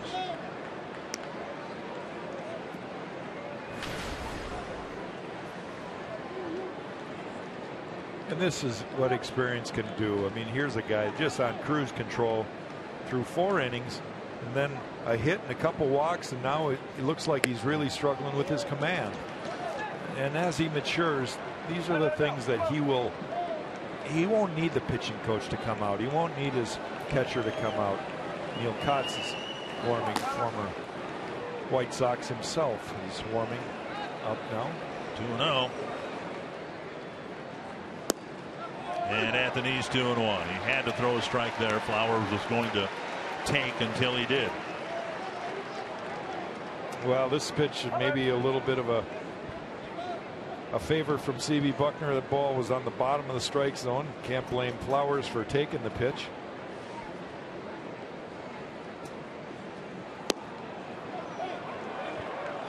And now missing low, 3-1. Duffy had it in cruise control with 2 down here in the 5th. He got put into the stretch after the infield hit, and now he's having a terrible time throwing strikes. Yeah, and he's the kind of guy that absolutely hates base on balls. And the bases loaded walk, and it's a 4-1 ball game, and Duffy looks back towards C.B. Buckner. 3 straight walks and a 4-1 game. Tying run at first. Eaton the batter. Crazy thing is, Duffy needs an out to qualify for a win here. He's got to get through the 5th inning. He walks in a run. Well, Suzuki's going to try to buy a little time here. This is not the expected ending to this inning. Just an infield hit, and now 3 straight walks. Cott's being given a little extra time here. Well, he's got a left-hander, Adam Eaton, who's got one of the couple hits off of Duffy here today. See the pitch by pitch in his last at bat. He's just misfiring by a little bit. There's the one that he gave him. The next one he comes back, and it's just a little bit lower out of the zone. Then he thought he might have got the pitch down and away, and Buckner says no.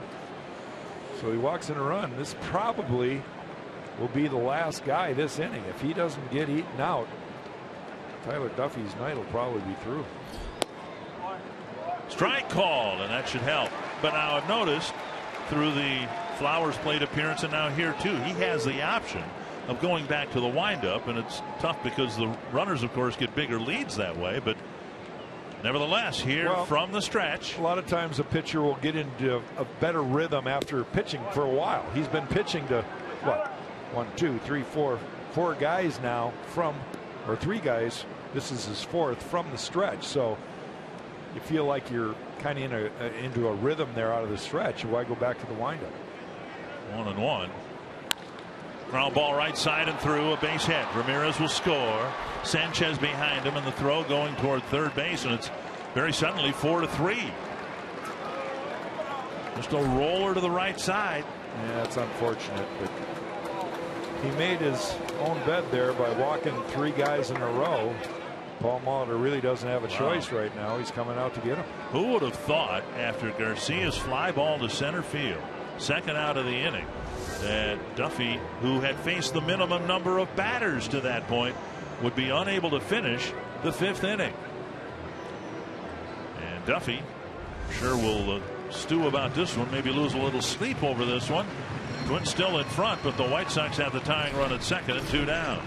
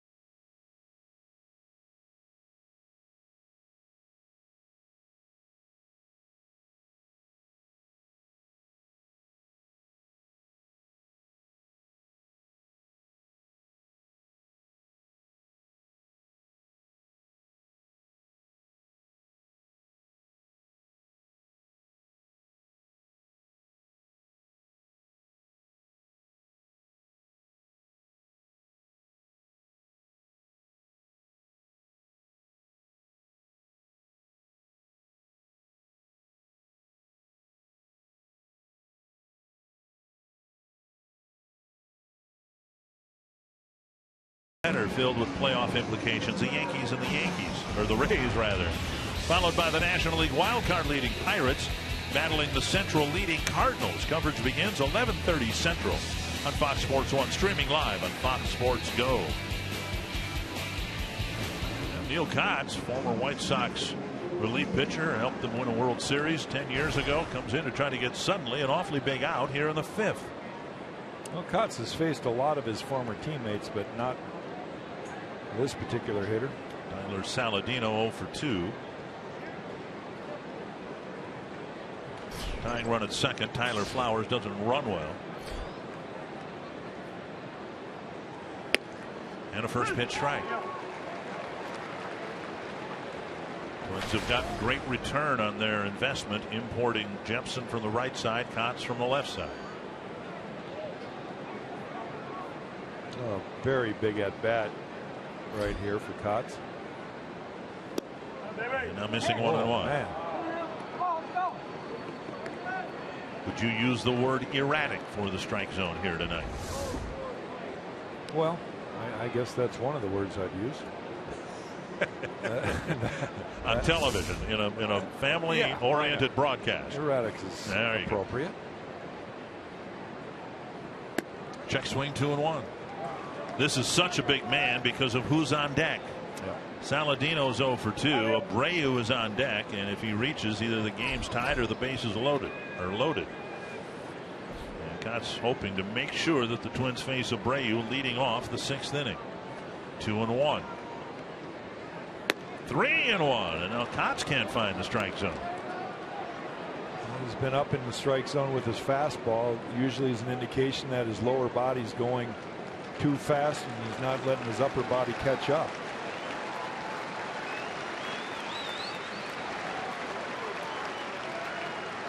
Three and 1.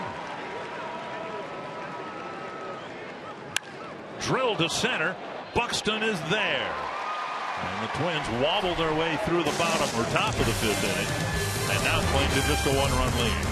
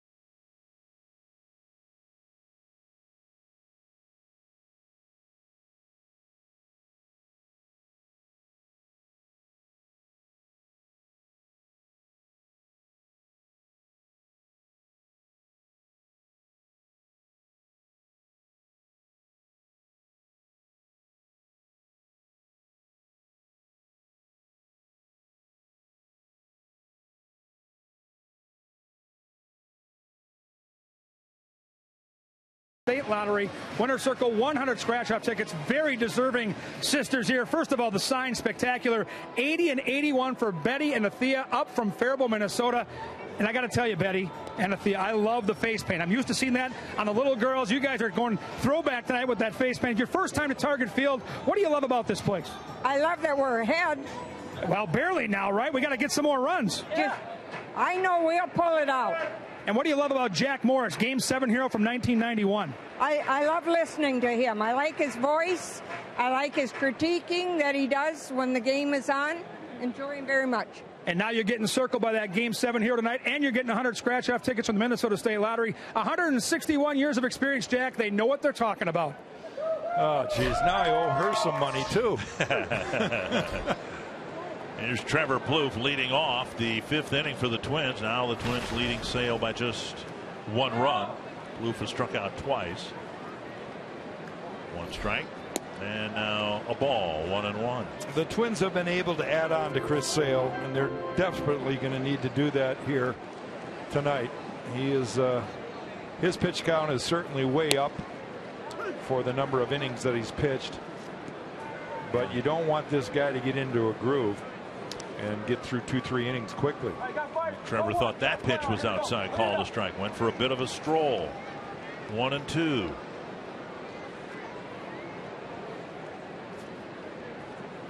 And a breaking ball gets a swing and a miss.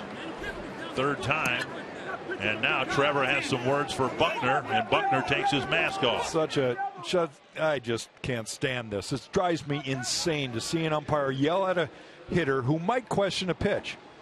You know? Trevor kept walking to the dugout. Yeah, he didn't do anything to turn around, and the guy's got to take his face mask off and let him know that, by God, I wear that uniform and I am so superior to you. It just drives me insane.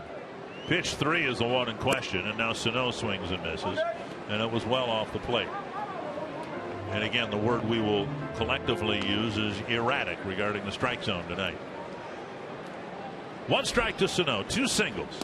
So far in his big league career, when he has not struck out, when he has put the ball in play, he's 51 for 99. 51 hits in 99 with 99 balls put in play. Now, one of the new stats in baseball, BABIP, but it does not allow for the home runs. But that's incredible. 51 hits in 99 plate appearances where he's put the ball in play. 2-2. 2 hits tonight. It really talks large about his plate coverage and his discipline with 2 strikes. He doesn't chase very often when he has 2 strikes. 3-2. Hunter will hit next. Once in a while he'll chase a ball before he gets to 2 strikes because he's maybe guessing a little bit, and he'll take that big swing, but very, very disciplined with 2 strikes. And he takes a call, 3rd strike. My. Well, we'll have to see what Mr. Foxtrax says about this pitch. That, from where I sat, looked like it hit the corner and was at the knees. It looked low to me. My view might be the best in the ballpark. I get to sit right behind home plate. Let's see. Ball's low. Well, it actually, there's a seam there. Bert and I would want that, I guess, if we were throwing it. See, it breezed right below the kneecaps. 2 strikeouts, and now here's Hunter. He's already struck out twice, and he's out in front, strike 1. 8 strikeouts now again. Chris Sale, the strikeout totals climbing.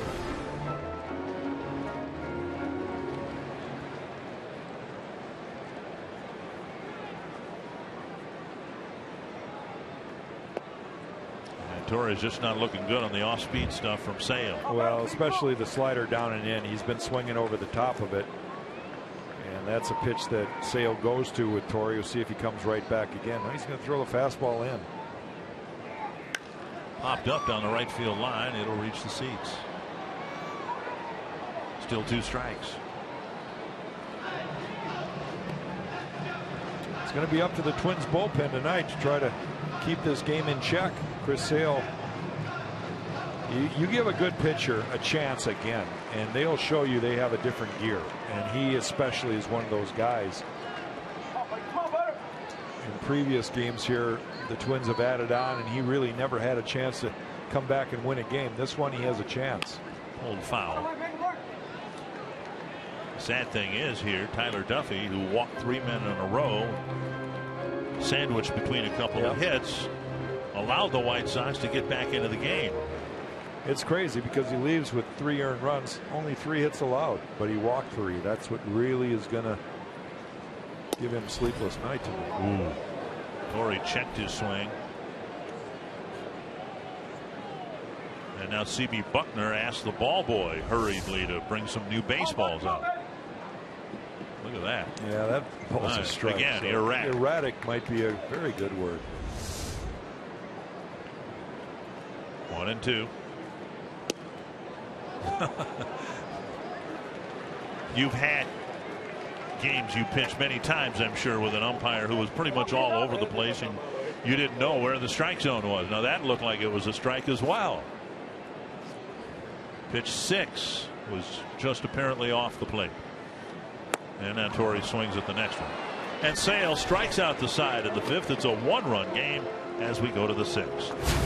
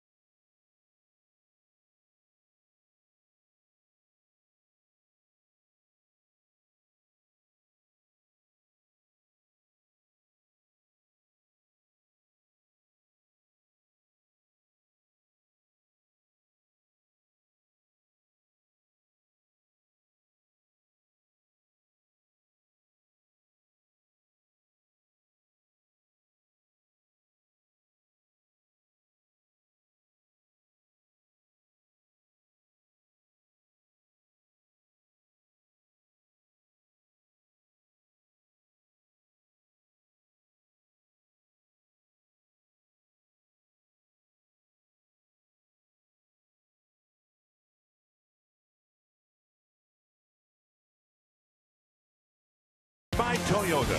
See where Toyota takes you. Test drive one at your Toyota dealer. Toyota, let's go places. By Sanford Orthopedics and Sports Medicine, for the everyday competitor in all of us. And by McDonald's. With $1.69 iced coffees and 69-cent vanilla cones, you can get totes, treats, excited all summer long at McDonald's. Almost a brand new ball game here. Twins still leading by a run. Neil Coutts got the final out of the 5th. Now he'll face Abreu to start the 6th. Swinging a foul, 0-2. The irony is, really the hardest hit ball in the first 5 innings for the White Sox, the last out of the 5th inning. Saladino lined out to Buxton to strand a couple of runners. And now Coutts with 2 strikes on Abreu.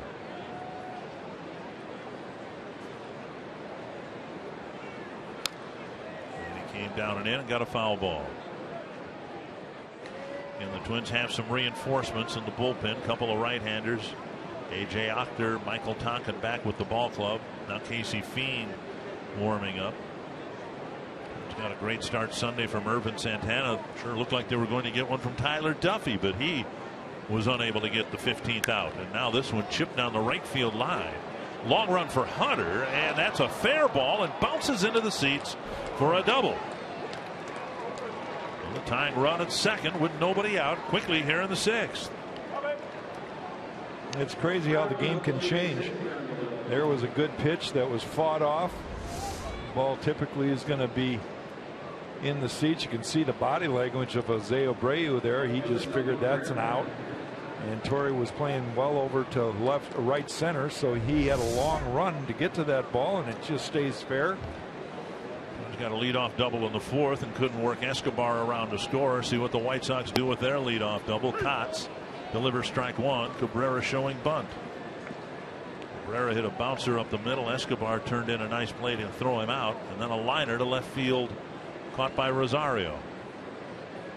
1 strike.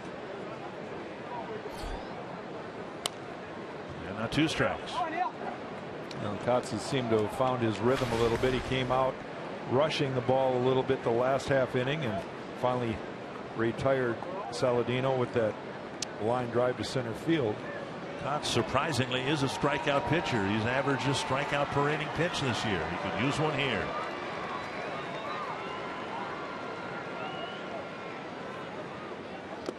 Nice stop by Suzuki, 1-2.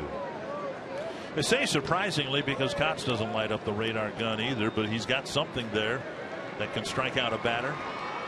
Pretty good breaking ball. If he can locate it down and into right-handers, down and away to left-handers. His fastball is serviceable, I would call it. Gets ahead. 1-2 to Cabrera. Man, Cabrera chasing 90 miles per hour up and away.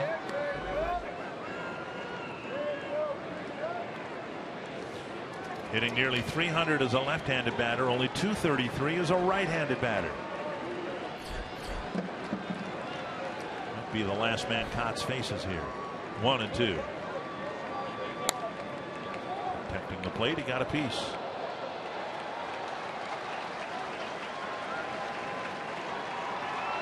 Cabrera can have at-bats like this where he extends the at-bat with a lot of foul balls, especially from the right side. He's been a tough out.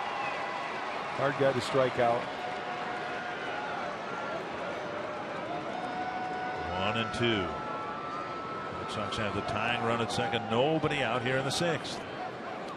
Another nice stop by Suzuki, and it's 2-2. Second time he's tried to get him to go fishing on that breaking ball down and in. Yeah, he just can't quite locate it enough. He overthrows it. The ball almost hit Cabrera in the foot.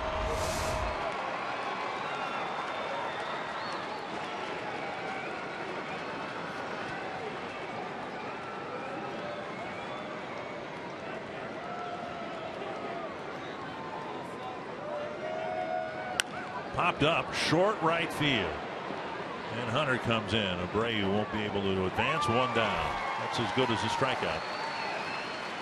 One down. Abreu doesn't run very well, and it's not a sure thing that he'd score on a hit from the to the outfield. Here's Avisail Garcia, and Casey Fien will probably get the call. Paul Molitor making the slow walkout to probably get Neil Kotz here. Kotz got the last out of the 5th, a critical out perhaps. Gave up the pop fly double down the line, got Cabrera, and he'll check out with 1 out in the 6th.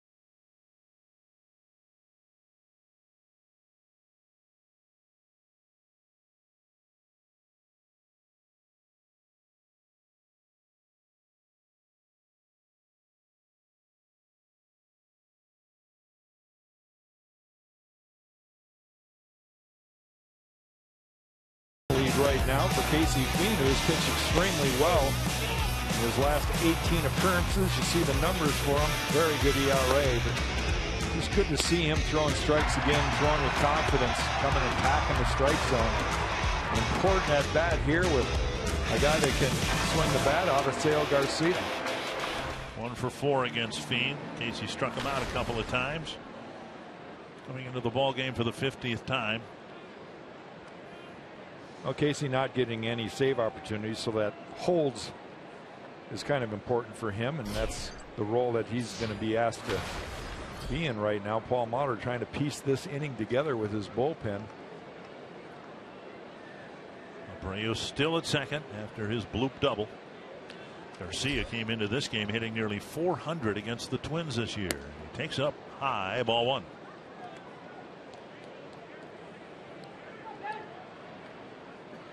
Garcia's 1 for 4, batting .250 off Casey Fiend.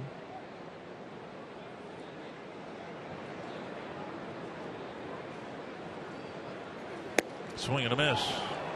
That cutter cutting off the plate. Garcia has 454 at bats, and he has unfairly, in my opinion, been compared to Miguel Cabrera when he was with the Tigers. That was understandable. There's a deep drive, and Cabrera would be proud of that one. Into the second deck, and the White Sox take the lead. A home run. And for Garcia, his 12th of the year.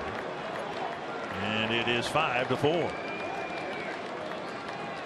that ball jumped out of here in a hurry. And just like that, with 9 strikeouts, Chris Sale has a lead to work with. Watch the 2 pitches that Casey Fiend threw. One high fastball, and then a strike away. A little bit of a cutter there. The last one was just a cutter that didn't cut, and that's basically like a hanging slider or a hanging curveball or anything that doesn't do what it's supposed to do. Ball left over the middle of the plate. Strike one to LaRoche.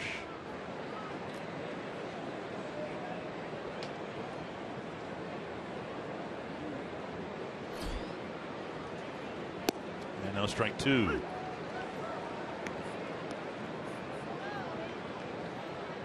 So the leadoff double will be charged to Neil Kotz. Of course, the home run by Garcia charged to Casey Fiend. 2 strikes and now a ball.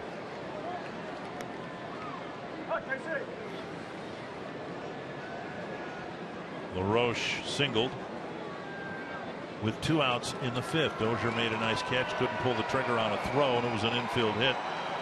And no one could have imagined what would happen afterwards with Tyler Duffy walking the next 3 batters and giving up a base hit. 2-2. Being taken out after Eaton's singled brought the White Sox to within 1. Well, a couple more runs for Chicago here in the 6th.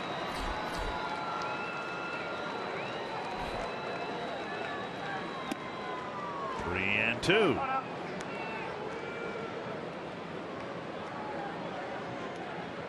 He's had a very disappointing year in his first year with the White Sox, hitting just over 200. 3 of his 12 home runs, though, have come against Twins pitching this year. Chopped foul. No, there's some more arms added, like we talked about, out in the bullpen because the roster is being able to expand here versus September. But right now, Paul Molitor is going with Casey Fiend, and I think partly to show him confidence. You know, it's a pitch, and that pitch right now cost the Twins 1 run. They're down by 1. They're going to have to fight their way back, and really, we got ourselves a ball game. 3-2. Another chopper foul.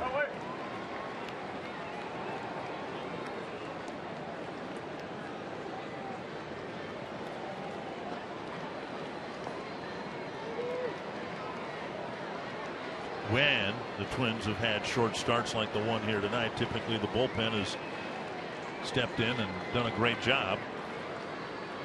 Kind of hard to fault Kotz. He got the ball in on the trademark to Abreu. It just landed for a double. But then Garcia hitting one into the second deck to give the White Sox the lead. And another foul now from LaRoche.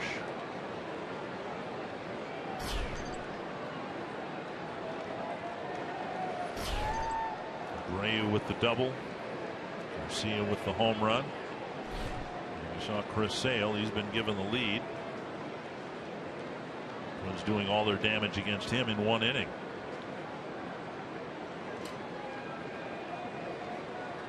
Another 3-2.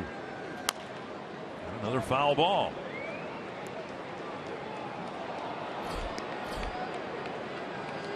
9 pitches in this at bat. 4 2-strike fouls.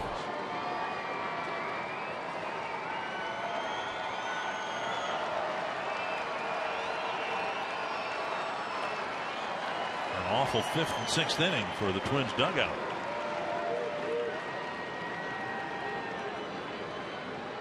I expect Kurt Suzuki's enjoyed it either. Driven to right. Hunter back and can't make the play. A hard carom. And LaRoche with a great at bat, finishing it with a double. A screamer over the line of Hunter, over the head of Torrey Hunter. That was a great at bat for Adam LaRoche. Fouling off all the tough pitches and then finally getting something he can drive.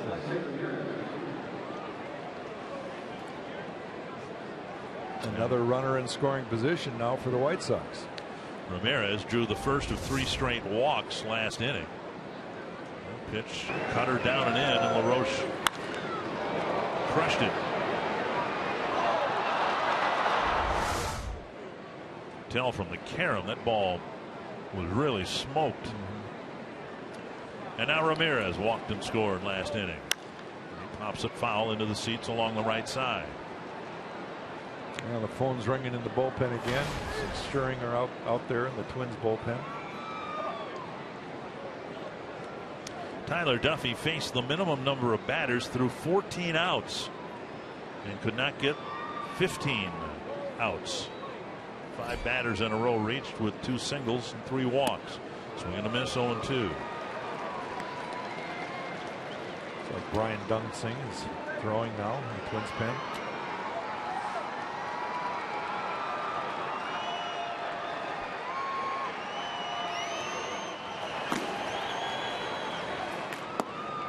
Ball down and away, 1-2.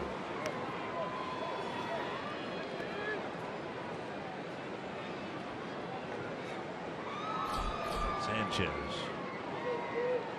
almost certainly bat later this inning. Switch hitting second baseman. 1-2. On the ground to Dozier.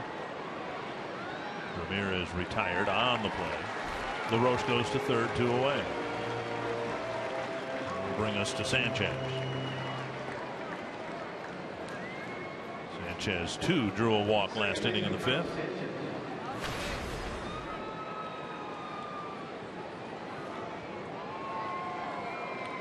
Twins sticking with Fiend here, hoping that he can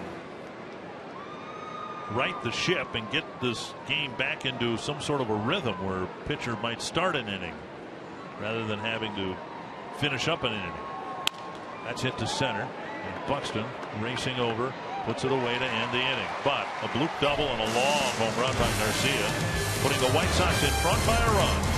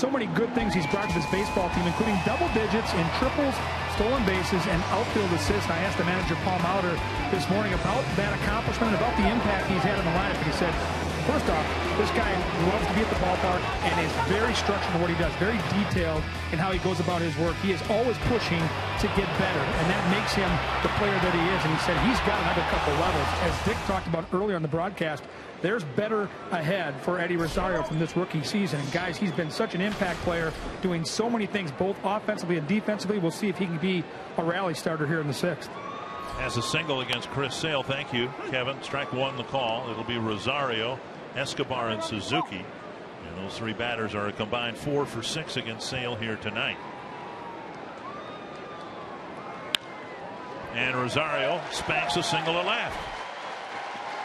Well, just what the Twins need right there. The leadoff man on, the 8th hit for the Twins. They've out-hit the White Sox, but the White Sox lead by a run.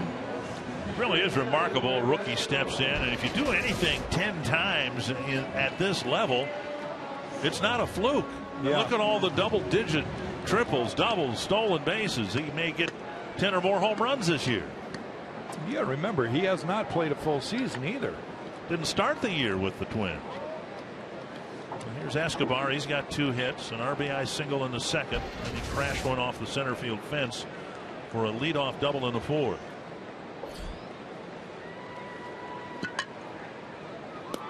Over the inside corner, strike one. This will be the 100th. Well, that was the 100th pitch from Chris Sale. And they'll let him go 120 sometimes. It'd be nice to see the Twins give him a little bit more of a challenge here. Kind of cruise through the last 2 innings. Hey, you get one. You can probably guarantee, I would think, that he's not going to get the W. You know, you'd like to keep the guy under your thumb, right? He hasn't beaten us in 4 straight starts or whatever. Just keep the pressure on him. Fly ball, right field. Racing in is Garcia. 1 down. And that'll bring up Kurt Suzuki. Suzuki singled in a run in the 2nd, popped up to short in the 4th. That was one of the key outs the Twins have made here tonight.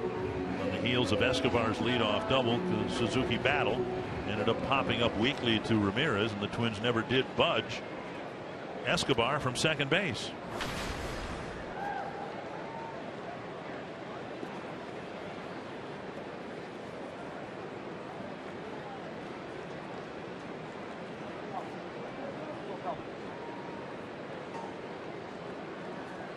Up the middle, and a base hit for Suzuki, and Rosario will hold at second base.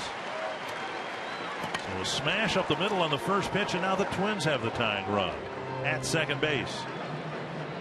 Second hit for Kurt Suzuki. Get to see the pitch. Fastball up and out over the plate. He just drives it right back up the middle. Really, Rosario had no chance of advancing to third. The ball's in front of him, and he sees Adam Eaton get to the ball quickly, so he has to stay at second base. Now big at bat for Buxton. He's faced Sale 6 times and struck out in 5 of them. See if maybe Buxton thinks about it. He's been really working a lot on bunting. And seeing if he maybe tries to bunt for a base hit. He's just struggled against Sale.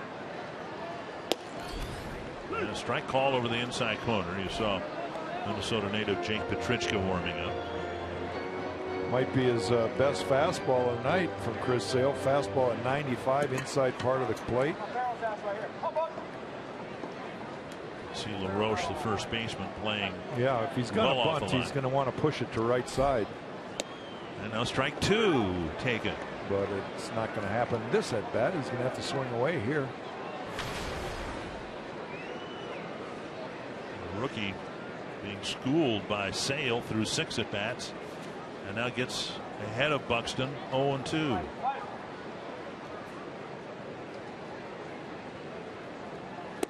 And a breaking ball that caught the corner. 2 down, and that'll leave it to Dozier. And here comes Robin Ventura.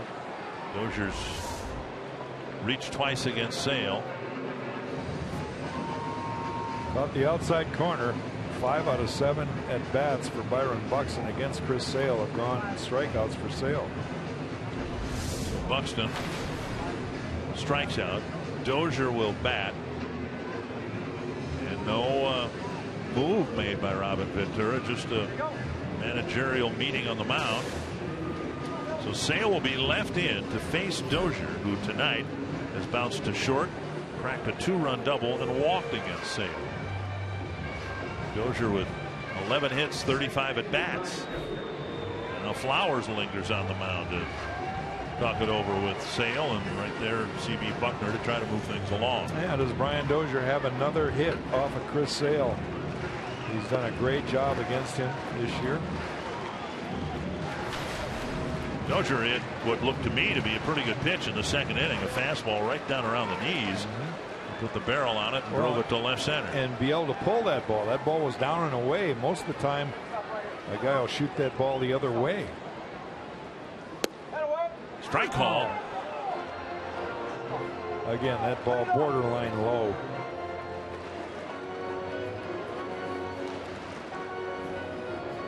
Yeah, right there, right where you want it, right? That's, you got to tip your hat to the pitcher. There's no way you're going to hit that ball.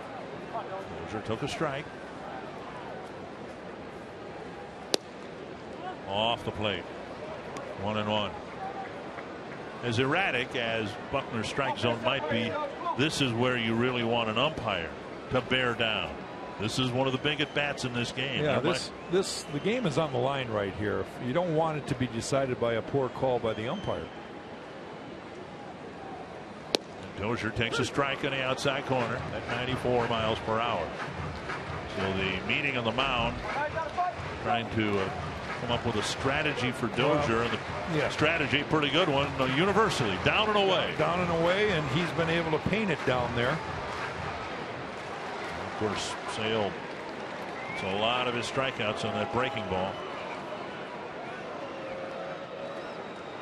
1-2 with the tying run at second. Dozier pops it up over the White Sox dugout, out of play. They tried to come in on Dozier, and Dozier is really quick inside. He's shown a lot of people that he can handle that pitch. Just missing the fastball there, and probably left over the plate a little too much. You can maybe move him off the plate with the fastball. If you miss, you might want to miss in off the plate and then go right back to that ball down and away. Sanchez, the second baseman, trying to keep Rosario close at second. And the ball hit to the second baseman. And running out of the baseline is Suzuki. That'll end the inning. The Twins get a leadoff single. Can't tie it up. White Sox by 1 going to inning number 7.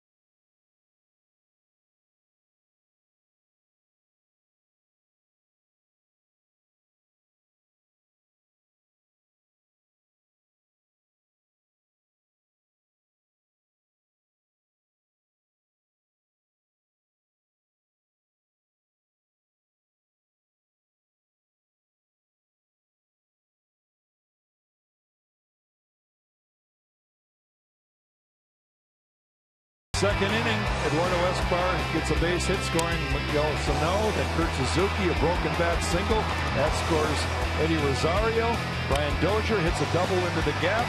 That scores both Escobar and Kurt Suzuki. Twins up 4-0 at that point. Tyler Duffy has a little trouble with his command. White Sox get a couple runs. This one, the big one. A base hit from Adam Eaton, scores 2. And then Casey Peen has a cutter stay out over the middle of the plate, a 2-run home run for Aliceo Garcia. And the White Sox take a lead 5-4. And so the White Sox take a 1-run lead into the 7th inning, and it'll be Tyler Flowers hitting against Trevor May for the Twins. Sale 6 innings. Doesn't look like he's done.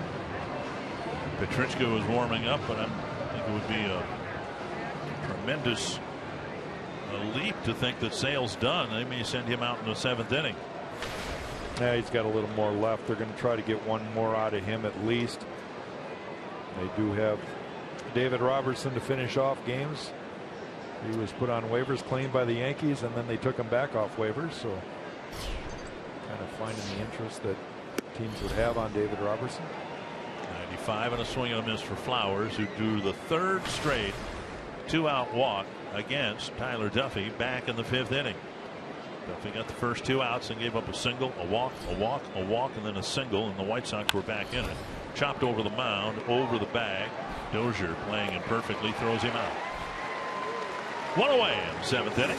And now Adam Eaton. Eaton pulled a single to right, his 2nd hit of the game in the 5th. Drove in a couple of runs.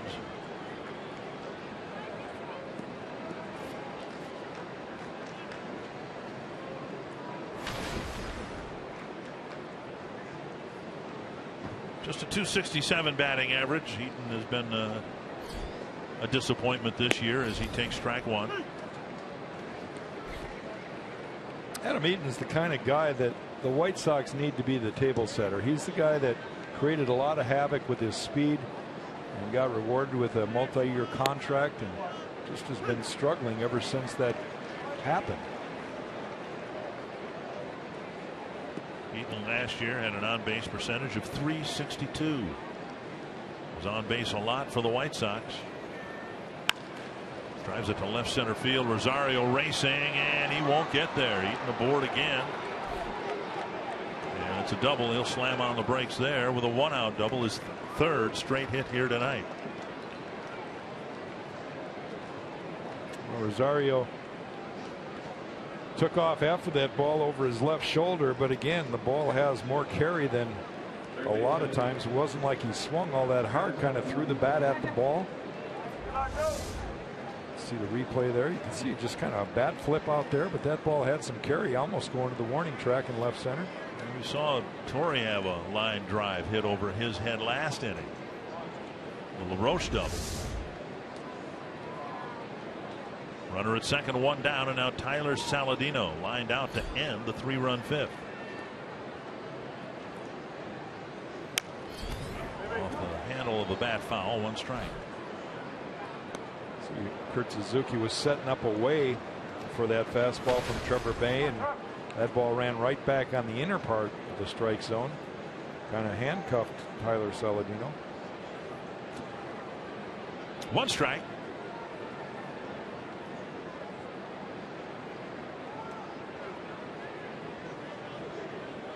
Breaking ball left up and in. Texas has a quick 2-0 lead in the 1st inning against San Diego. They're the team right now that has the spot the Twins want, the 2nd wild card spot. Baltimore got thumped by Tampa Bay. There's Nate Jones warming up, or pausing during a warm-up period off the end of the bat. Toronto cooled off the Indians 5-3 in 10. Yankees beat the Red Sox 3-1. Here it was 4-0 early. The White Sox gift wrapped a few runs in the 5th, took the lead in the 6th.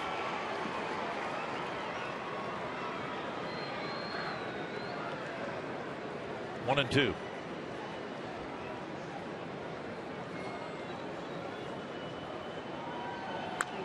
All to the screen. Again tonight, Trevor May's velocity up there 95, 96 miles an hour with his fastball, but tonight he's making a few more mistakes up in the zone. And his breaking ball so far, he's spun a few. It's a humid night. It's probably a tough night to get a good grip. 2 strikes. We'll have to see the location of this last pitch. Popped up short right field. Dozier out. And Hunter in. 4 out, number 2. And we'll bring up Abreu. As promised earlier in the game, we have selected the Data Strong Fan photo of the game. Tweet your strongest fan photo to hashtag North Data Strong Fan for a chance to be featured in an upcoming broadcast brought to you by T-Mobile. 2 down here in the 7th, and Abreu will bat. Neil Kotz jammed him in the 6th inning with a cutter. And he dumped it down the right field line, hit the warning track, bounced into the seats for a ground rule double. Now out in front, strike 1. Good changeup right there. And Garcia hit the bomb into the second deck, putting the White Sox in front.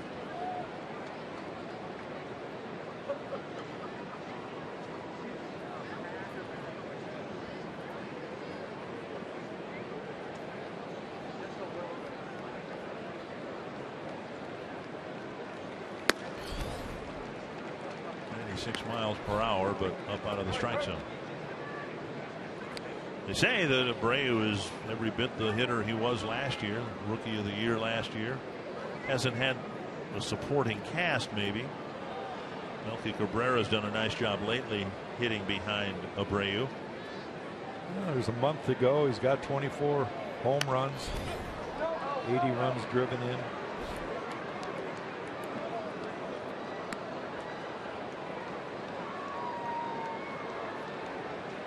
1-2.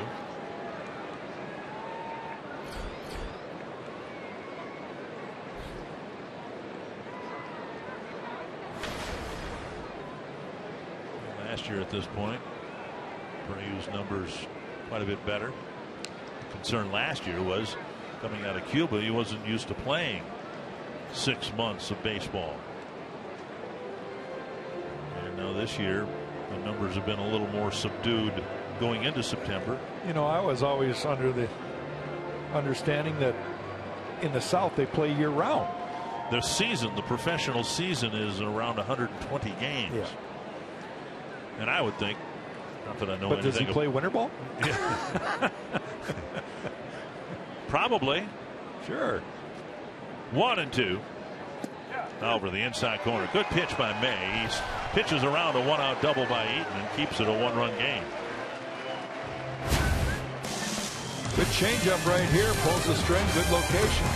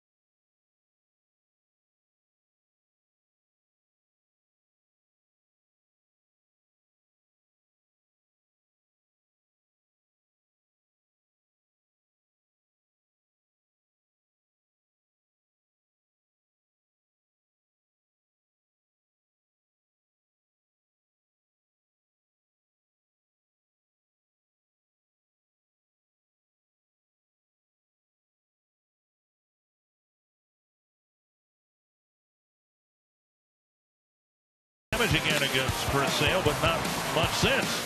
Miguel Sano leads it off with a base hit. Eddie Rosario follows with a hit of his own. Then Escobar finds a way to squeak one through the left side, scoring Miguel Sano. Suzuki off the end of his bat. He gets a base hit. That scores Rosario. Brian Dozier a double into the left center gap, and that scores Suzuki and Escobar. And the Twins at that point were leading 4-0. One of Paul Molitor's concerns is to score them more than one inning, and Chris Sale has kind of shut the Twins down since then. He's out there for the bottom half of the 7th inning. Twins had a leadoff double in the 4th, didn't score. A leadoff single and a follow-up single in the 6th, didn't score. But he's out there with his 10 strikeouts, giving up 9 hits. Bauer 0 for 3, a strikeout and a couple of ground balls. And Bauer threatens to bunt and takes ball 1. Chris Sale only had the 1 walk, 10 strikeouts, another big strikeout night for him. But the Twins have figured out a way to out-hit the White Sox. They just need to figure out a way to outscore them now.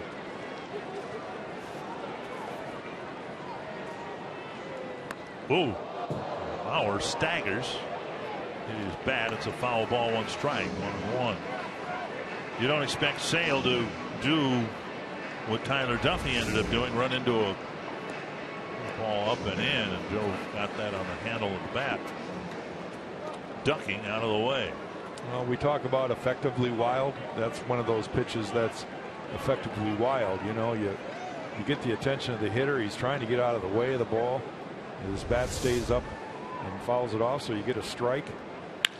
A ground ball hit right to the shortstop Ramirez. And Bauer retired 1 away. Back to our carsoup.com trivia question. What's the Twins club record for defeating a pitcher in a single season? And I will say 5. I was going to guess 6. Steve Busby. Yeah. Radio voice for the Royals.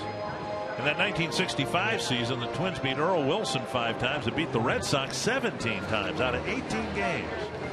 Sale was left in to get Joe Mauer, and now the White Sox turn it over to a bullpen that has been much better over the last month or so. And it'll start with Petrichkin.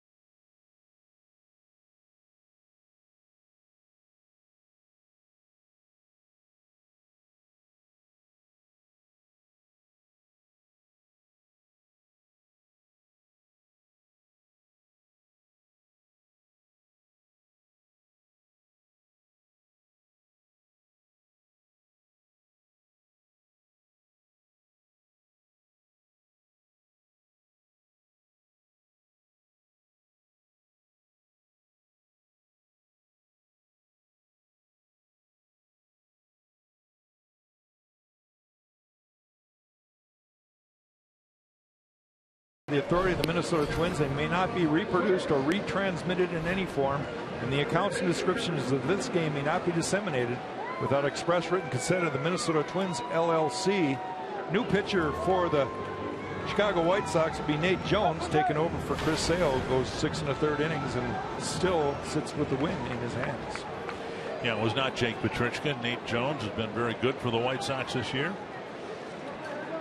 The White Sox bullpen as a whole has been much better over the last 4 weeks or so.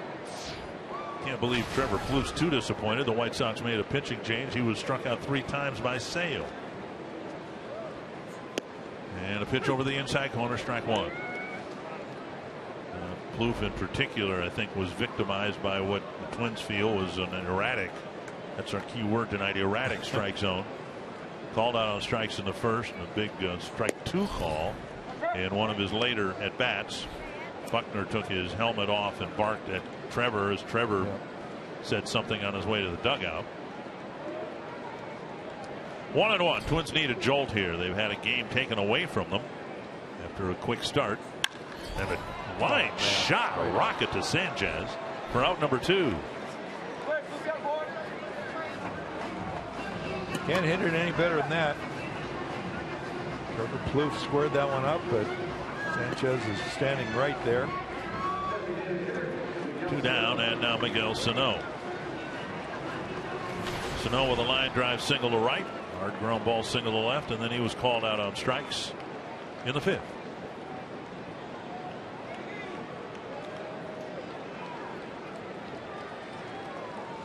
As the Twins do indeed need a jolt, no one's provided more of them since his call-up than Miguel Sano. Ball down and away, cutter and a swing and a miss.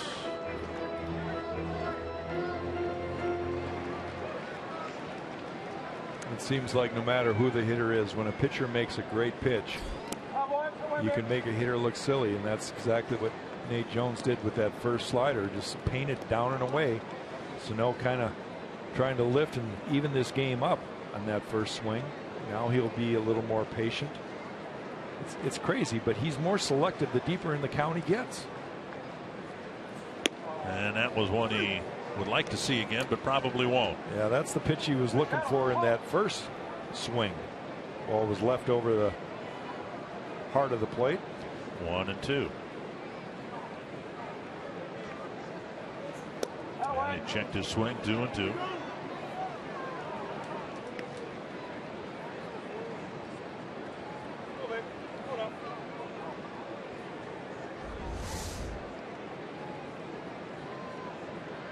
Well checked. And now 2-2.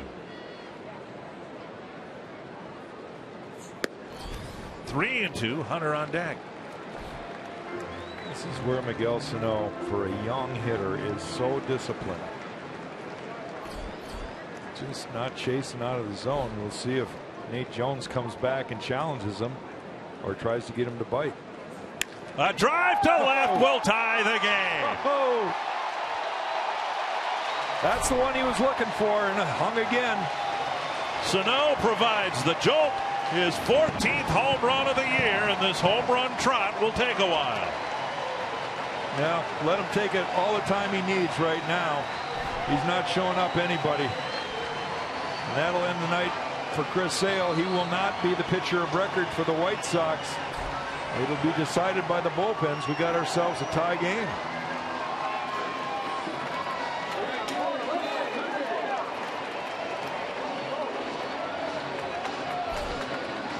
On a 3-2 pitch, of course, takes something to get the count to 3-2, which he did. Then he got another look at a cutter over the plate, and he absolutely crushed it. Yes, he did. Outside to Hunter. 14th home run for Sano. A 3-hit night. And Chris Sale will not beat the Twins again here tonight. He won't get beat, but he was in position to get the win, but not anymore. Yeah, and when it's all said and done, it's not the best. I mean, his ERA goes up after 6 1/3 innings of 9 hit, 4 earned runs. Since August 11th, nobody's hit more home runs than Miguel Sano.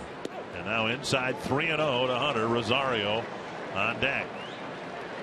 Torrey happy that Sale's out of the game. He struck out 3 times, and the average down to 230. Here's a guy that could use a hit like that just for his own confidence. And instead, he'll take a 4-pitch walk. And now Rosario will bat, and Robin Ventura with a decision to make. He's got a left-hander warmed up. Rosario has 2 hits tonight. And he'll go with Jones. Going to have a pinch runner now for Torrey Hunter. Shane Robinson will come in and run. Jones giving up his 2nd home run of the year. Rosario with 2 hits against Sale.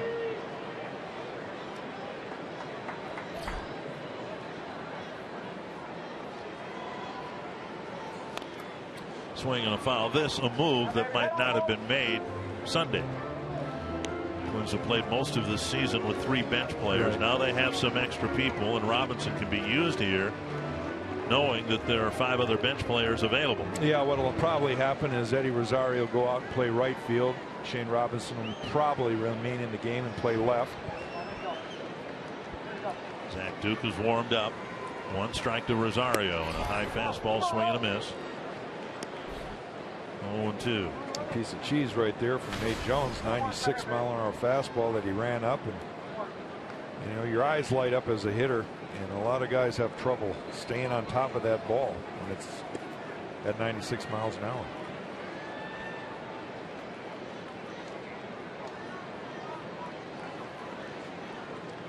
Oh, 0-2 to Rosario. Long hold, trying to get Robinson flat-footed, perhaps, as he thinks, perhaps, of stealing second with 2 strikes on the batter.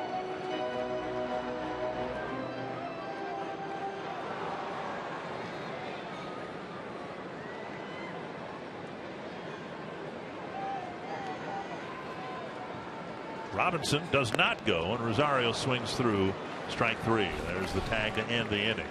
Twins get a big 2-out home run from Miguel Sano to tie the game 5-5.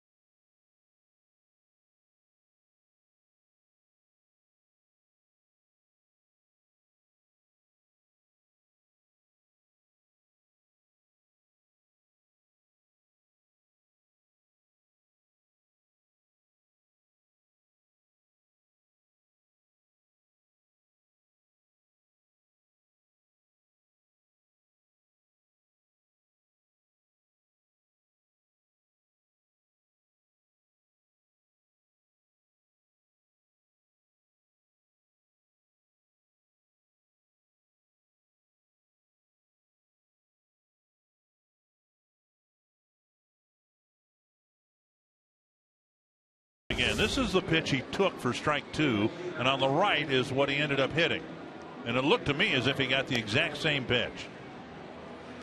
Oh, that one was a hanger. The first one was a very good pitch, and you're right, absolutely right on. Another hanging slider, and this one, after seeing one right there, was a no-doubter. Just a picture-perfect swing right there, and when he swings, the ball jumps in a hurry.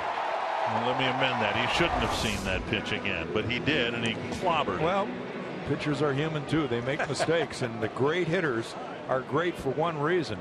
They live off of mistakes. Well, it's a tie ball game now, and we're going to the top of the 8th inning. Well, just like we talked about, Shane Robinson's out in left field now, and Eddie Rosario moves over to right field. Kevin Jepson, the new Twins pitcher, he'll be asked to hold it right here. Although it wasn't his cleanest inning, Trevor May pitched around the 1-out double, got Saladino and Abreu to strand the runner at second. And now Cabrera will bat leading off the 8th, strike 1. I guess when it's all said and done, when you throw up zeros, that's all that really matters. And Jepson stays with it, makes the play. One down. A little bit of a juggling act, but he got the out. Well, the Twins pitchers I haven't witnessed it, Dick, and usually several times throughout the season, the pitching coach will get out, and we call it PFP. They do it all the time in spring training, pitcher's fielding practice, and it's usually when a guy doesn't cover a bag or makes a terrible attempt to try to knock down a ball that the pitching coach will say, okay, boys, it's our time again. We're going to come out early and take that. But they've done a good job of fielding their position and busting over off a crack of the bat to get to first base. You know, when you think about it, in this day and age where there's so many infield shifts, you know, no managers do it. They will shift the infielders around how well someone on the mound fields their position. In other words, if somebody can make that play, headed up the middle, well, then you don't need to put your second baseman or your shortstop behind the second base bag. There's a pop-up. Right side should be an easy catch for Dozier. Now, no one's going to square to the plate like Jim Cott did when he won 16 Gold Gloves as a pitcher. But if you can just make the plays on a ball like that, it's a one-hopper, and if you can make it, knock it down, get it out, well, maybe some of the shifts aren't as necessary near the second base bag. You touched on something that's really key, and that is being able to be squared up a little bit. There's so many guys that rotate so horribly that their backside is facing the hitter when the ball's hit, and you can't field very well that way. The guys that are able to square up a little bit better have a chance to react. And now with one strike, the Twins will swing Plouffe over to the right side of the infield. Trevor gets more exercise shifting than he did when he was playing shortstop. What's that gadget you put on your wrist to talk about how many steps you take? Yeah, Fitbit. Yep. Yeah, you might wear one of those just to count when he goes on shifts. 1-1. All right, here, analyze Jepson's follow through here. Well, you know, he's squaring up. He keeps his shoulder in. That's all good. And he's pretty square. I mean, most guys fall over towards first base worse than that. He has a little jump when he finishes off. That's a little unique. But he's pretty square.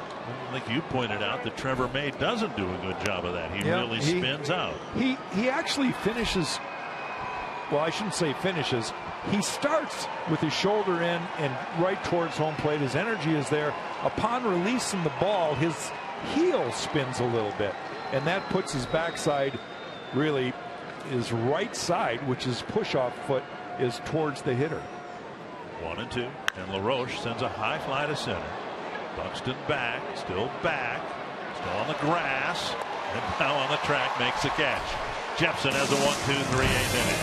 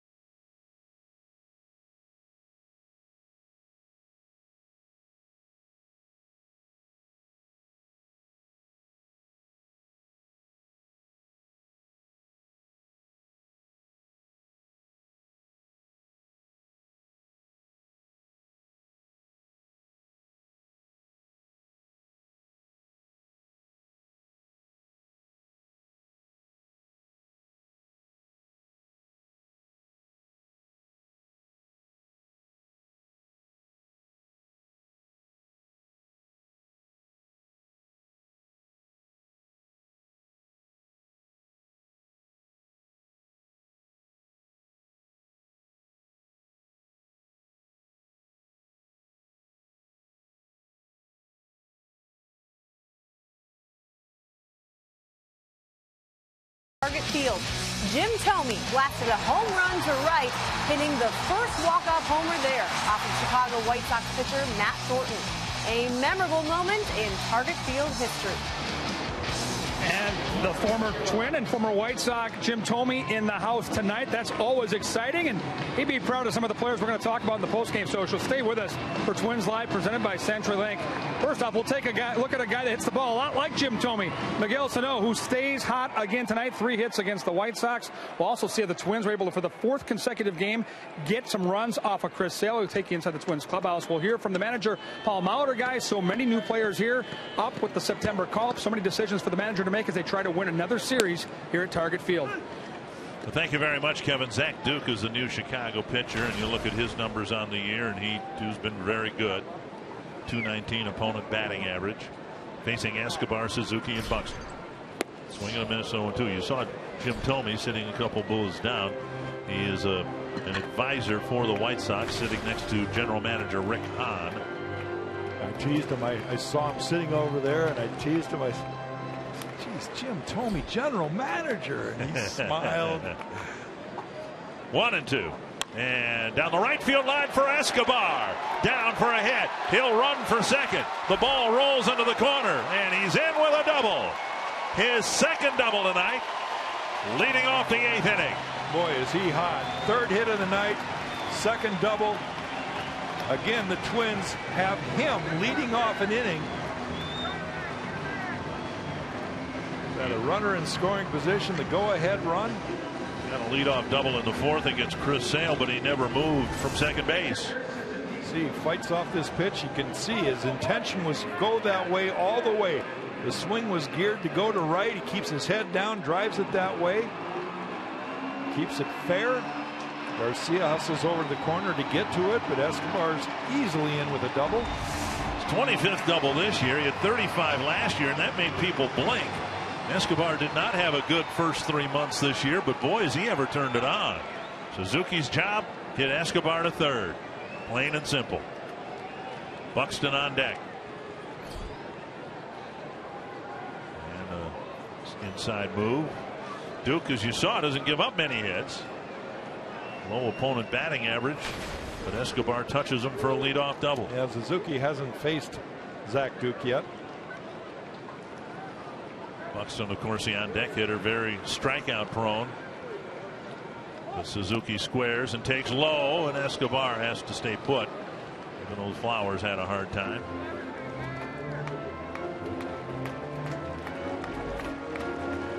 Well, this is kind of playing right into what the Twins were hoping. Snow with the big hit to tie the game, and now Trevor May and Kevin Jepson have done their jobs of 7th and 8th. Glenn Perkins would be ready for the 9th. The Twins could score right here and get the lead. They have a chance to win this game, just like they might draw it up. 1-0 to Suzuki. And the bunt beautifully placed. Perfect. They may not get anybody. Throwing up the line, a run will score. Suzuki to second base, and the Twins have the lead. Great bunch right there. Kurt Suzuki just lays it down perfectly. Zach Duke a little bit slow to get over there. Probably should have just eaten that ball, but instead throws it and kind of yanks it. There's nothing that Adam LaRoche is going to be able to do. Let's watch this here. Perfectly placed. Yeah, his hands are out in front. That's picture perfect technique. Zach Duke picks it up, and you can see him pull it. Actually, that wasn't. That was the second baseman covering first on that play. That was Sanchez. They may give Suzuki a bunt single, and error certainly will be charged, allowing a run to score. And now Buxton will be in a bunting situation here with Suzuki at second and nobody out. Buxton 0 for 3, hit a fairly deep fly ball his first time up, but then Sale struck him out twice. Has worked very hard on his bunting over the last week and a half.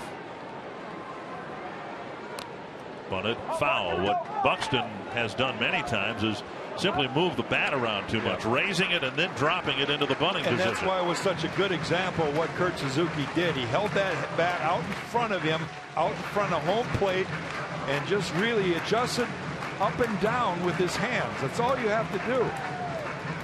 You don't want that ball to travel beyond home plate. You want to make contact out in front of the plate, and that's how you keep the ball fair. The bunt should be directed toward third base. LaRoche, the first baseman, a very good fielder and thrower.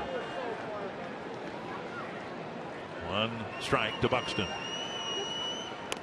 Bunted foul, 2 strikes. Let's watch Kurt Suzuki and the technique. You can see that he's able to get the bat out in front. And look at already, it's way out in front of him.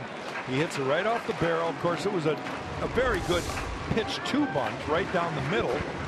But pitchers, when they see a hitter square, we're always been taught, throw the ball down the middle. You want to get the out. They may mess up. They may pop it up. So you got to throw a strike when you see a guy square around. And the placement of the bunt, though, just perfect on the left side of the infield in no man's land between where the third baseman should cover and where the pitcher is supposed to cover. Wouldn't surprise me if Paul Molitor has Buxton bunt one more time here. 2 strikes.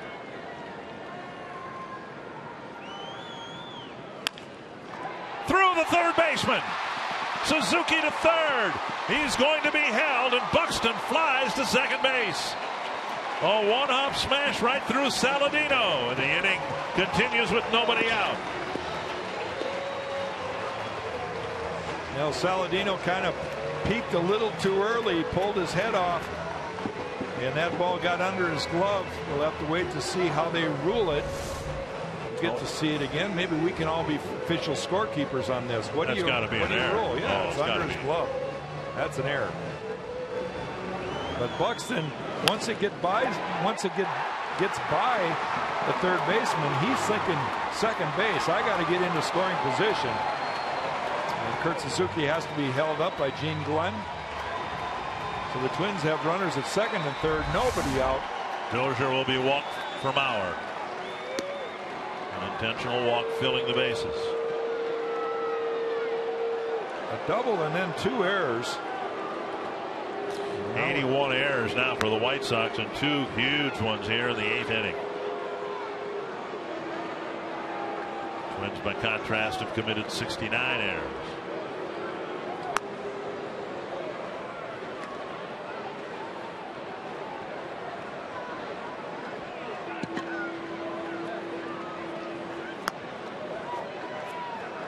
No base hit was given Suzuki. I thought there might have been a hit given and an error, but it is a 2-base throwing error by the pitcher, followed by a big error by Saladino, and now Bauer comes up with a chance to bust the game wide open. This is where Joe Mauer has done a lot better job in the second half of the season, being fairly productive with runners in scoring position. Hitless in tonight's game. This would be a nice opportunity for Joe to pick up an RBI or 2. 2 for 7. Right-hander Daniel Webb throwing. Don Cooper to the mound. Burks warmed up. He's got a lead of 1, and still nobody out here in the 8th inning.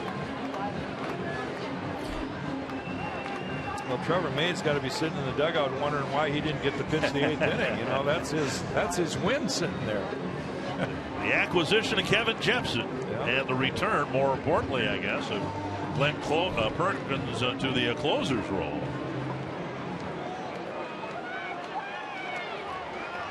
A lot of smiles in that dugout. Well, you can see the starters giving Jepson some grief. Ricky Nolasco, he made an appearance. And here's Mauer, infield in. 2 for 7 in his matchups against Duke. Fox tracks presented by Carrier. Mauer 0 for 4, hasn't gotten the ball out of the infield. He takes low, ball 1. Joe on the night. A strikeout looking in the first, grounder to first, comebacker to the mound, and a bouncer to short.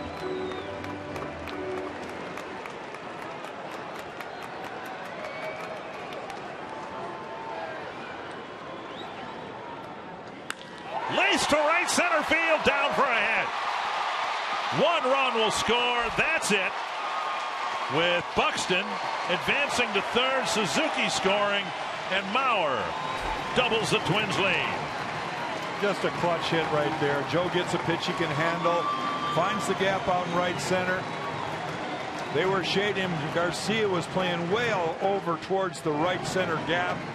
So really, Byron Buxton, who had to make sure the ball drops, was not in position to really round third and score. But a good piece of hit. Joe goes down after that ball. That's classic Joe Mauer swing right there. When you see him be able to kind of buckle those knees a little bit and go down after a ball, you know that he's focused. Zach Duke came into the game, as you saw, with an opponent batting average of .219. And the Twins, thanks to a couple of errors, have added a couple of hits and a couple of runs.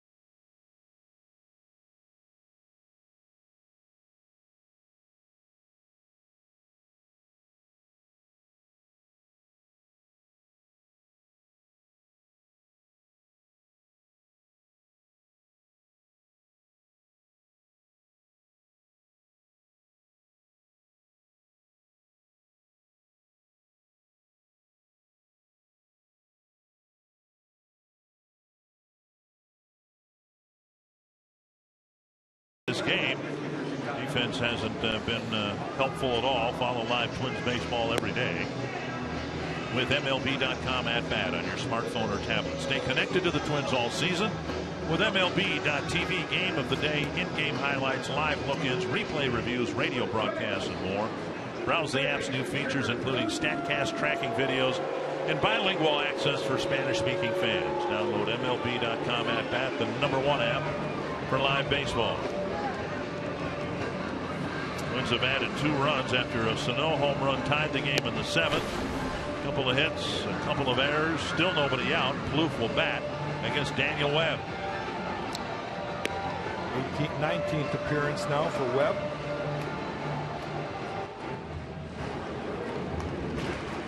Webb coming in, he'll pitch to Plouffe. It's been a disastrous 8th inning for the White Sox, every bit as disastrous as the 5th was for the Twins. And the White Sox got a couple of hits, but they took 3 walks and jumped back into the game. Trevor 0 for 4, 3 strikeouts against Chris Sale, and he drilled a liner to Sanchez for the 2nd out of the 7th inning, right in front of Sano's home run. Popped up short center. Buxton setting up for a tag. Eaton's arm suspect. Buxton will come home and score. He doesn't even have to slide. If you hit it past second base, it might be enough to score Buxton. That's amazing that a fly ball about 40 feet past the grass behind second base can pick up an RBI. That's what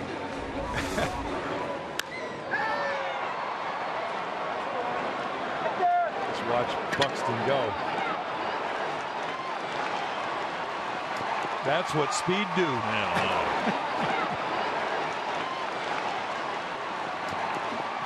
First out of the inning. And scores a run.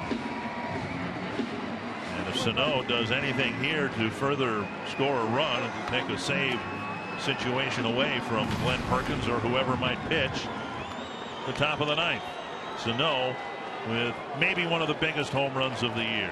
If the Twins win this game, they'll undoubtedly think in the back of their minds what a terrible loss it would have been to face Chris Sale, jump out in 4-0 against him 4-0, let the White Sox back in with all the walk. This would have been on September 1st a very difficult loss, still would be if the White Sox can turn it around in the ninth.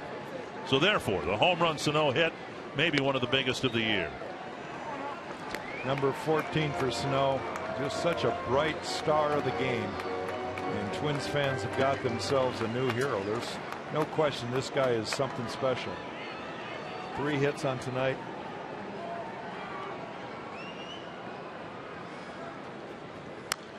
Foul back, and even the foul balls going back go a long ways back. Yeah, we don't see too many behind home plate that go into the third deck. That's in the third deck. See the fans over the Twins dugout standing. They got good seats to begin with. They don't want to miss this. Oh, inside 2-2. He has 175 at bats in the big leagues, and he has 52 hits and now 14 home runs.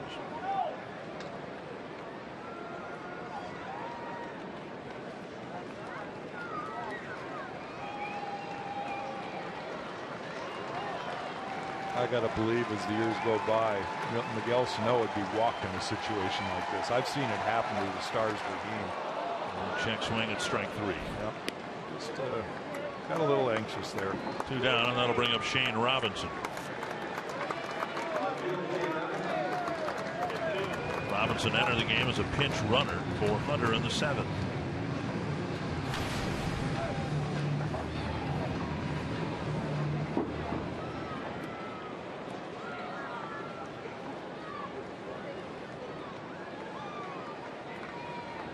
Dozier at second. He was intentionally walked. Bauer drove in a run with a single.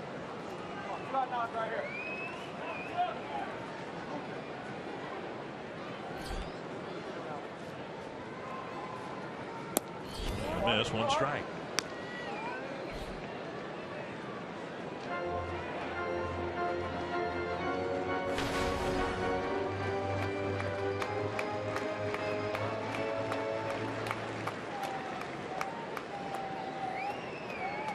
Trying to pick up their 10th win already this year against the White Sox in 14 games. On the outside corner, and it's 0-2.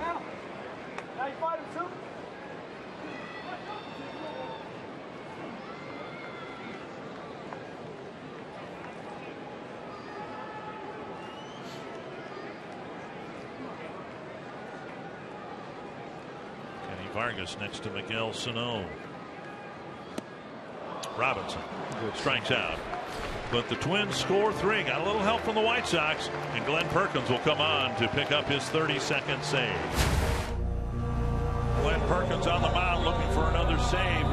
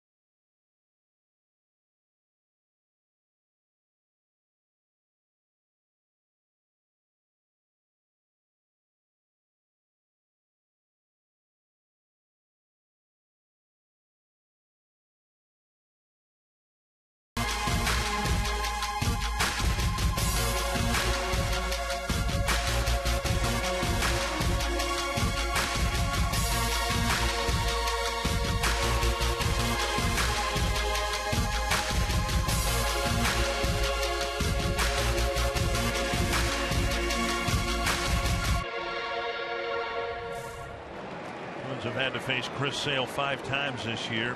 Glenn Perkins does his job. They will have beaten Sale or the White Sox bullpen in the last 4 meetings. And there's strike 1 over the inside corner. I chatted with Glenn this afternoon. But how's everything feeling? He said really good. His arm feels good. His neck feels good. The lower back feels good. 1 strike. Well, we'll save it feel real good. And missing inside 1-1. Bottom third of the White Sox lineup, starting with Ramirez, 0 for 2 with a walk.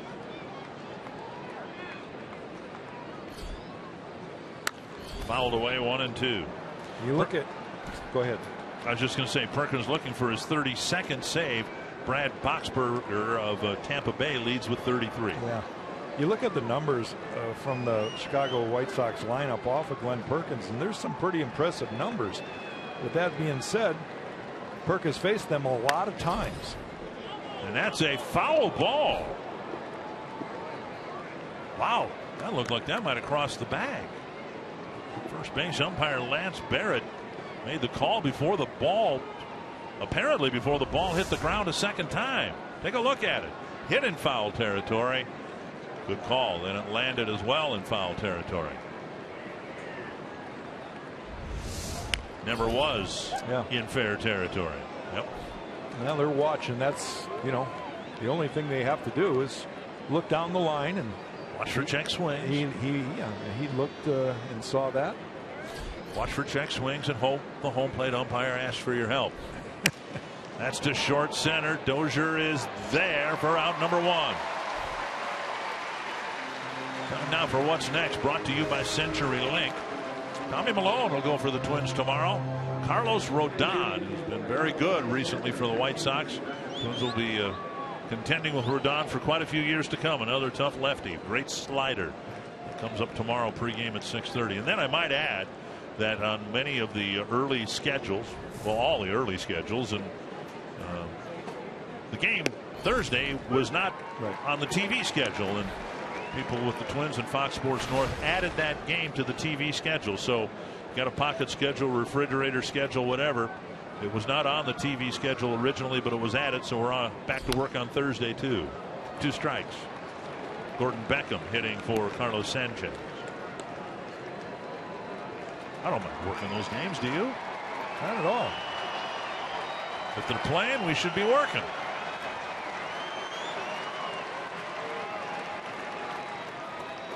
Up the middle, and Beckham, who's picked up some big hits against the Twins this year, gets a 1-out single here in the 9th.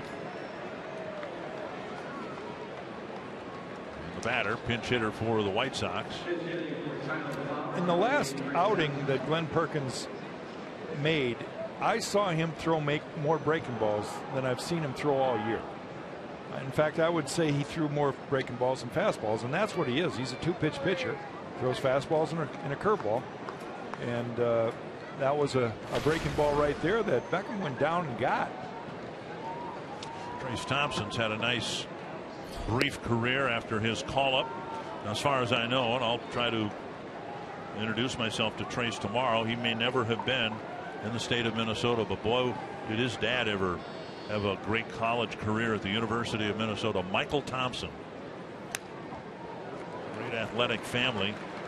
There's Michael, star for the Gophers, All-American at the University of Minnesota. 1-1 to Trace Thompson.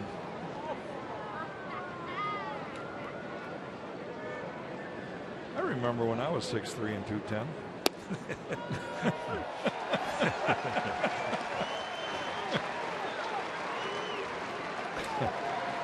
course, Trace's brother Clay plays for the Golden State Warriors. Michael played for the Cavaliers, his brother, and then his father 14 years in the NBA. Out of center, and that'll hang in the air for Buxton. And out number 2.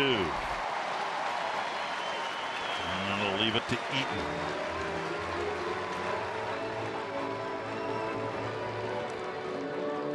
If the Twins win this game, in a way, it'll be reminiscent of so many of them that they lost the last 4 years. White Sox with a nice comeback. They were down 4-0 with their ace on the mound, and then they took the lead, but then things fell apart at the end. And how many times did we see that over the last 4 years? Here's Eaton. Chopped wide of third. He looked back, and that 4-run inning in the second inning for the Twins, and the fact that they were able to plate a couple extra runs, that could have been the difference in this game, because Sale, once he got dialed in, pitch count was his nemesis today. Eaton with a check swing and a foul. Reacting like the ball hit his hand, and now here comes Robin Ventura. You've got to do a little bit of acting, and I'm sure Ventura might ask C.B. Buckner if they'll take a look at it. It looked like it might have hit his backhand. No, hit right at off the knob of the bat. Now, this is something that can be reviewed. Originally, when they were talking about replays and challenges and all that, and they want to look at it, hit by pitches were not on the original list, and we all know how important a hit batter could be. If replay had been in place before game 163 against the Tigers would have won that game. Brandon Inge was brushed by a pitch, but this will be reviewed, and you can see the knob of the bat, and it looks like on replay that's what it hit, not the hand at all. Mark Parent is the bench coach, and he's the one that is going to tell Robin Ventura to take a look, and I think what he thought is that maybe that ball is bigger than the knob of the bat, and it could have hit his hand first before he hit the knob, and that's a tough call for anybody to see. Is, you know, when you flex your hand around the knob of the bat, you've got that fatty part of the outside of your hand that's kind of sitting out in the middle of nowhere, and maybe that's what he thought it hit first. Again, there needs to be enough evidence to say that it hit his fingers and not the knob of the bat. And based on that last replay we showed, you think it hit his hand? I don't know, but I know that's what they're questioning. Foul ball. Foul ball. They did not see any conclusive evidence that would suggest that it did. Well, the worst acting job I've ever seen was Gene Segura earlier this year, when he acted like he had been absolutely smoked in the wrist, and the pitch missed him by about 8 inches. That was. And now a bouncer to Mauer. Perkins late in getting there. Safe at first. Perkins was late.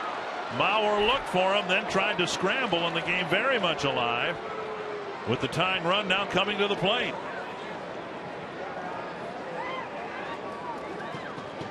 Well, it's going to have to go as a base hit. Let's watch it again. Glenn Perkins and his reaction. You can see he didn't move.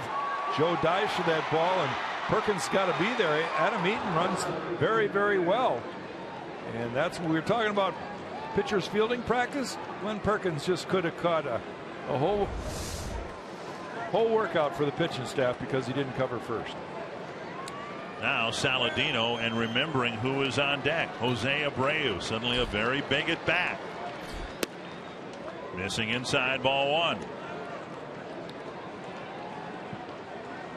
Saladino is 0 for 4. Bounced into a double play in the fourth. Hit the ball hard in the fifth. 1-0. Up the middle. A base hit. Now Abreu will have a chance here with the White Sox getting a run back on 3 hits in the ninth. Sanchez scoring, or excuse me, Beckham scoring from second base on a hard ground ball right up the middle. Ball right down the middle of the plate and hit right back up the middle under Perkins's glove. The one guy the Twins didn't want to see, and he's here representing the go-ahead run. Well, they've got to pitch to him too, because you don't want to walk the go-ahead run. Fly ball, center field. Buxton has it measured. Exhale. The Twins win. 3 singles in the ninth, and the White Sox got a run, but they imploded in the bottom of the 8th, and the Twins beat the White Sox again. Well, it's just a good win for the Twins. They had a pretty solid game. let the White Sox get back into it, and then the bullpen did a remarkable job up until the very last inning. The White Sox gave them another scare, but all said and done, end of the day, the Twins win. The Twins win. And for the Twins, Anthony LaPanta, a very important win. It looked like it could have been a loss, but in the win column it is win number 68 on the year. And number 41 on their home field. 8-6 the final over the White Sox. We'll show you how Miguel Sano stayed hot for the Twins. How the Twins hit Chris Sale hard once again. We'll hear from Paul Molitor and preview the rest of the series. All next on Twins Live, presented by Century Lane.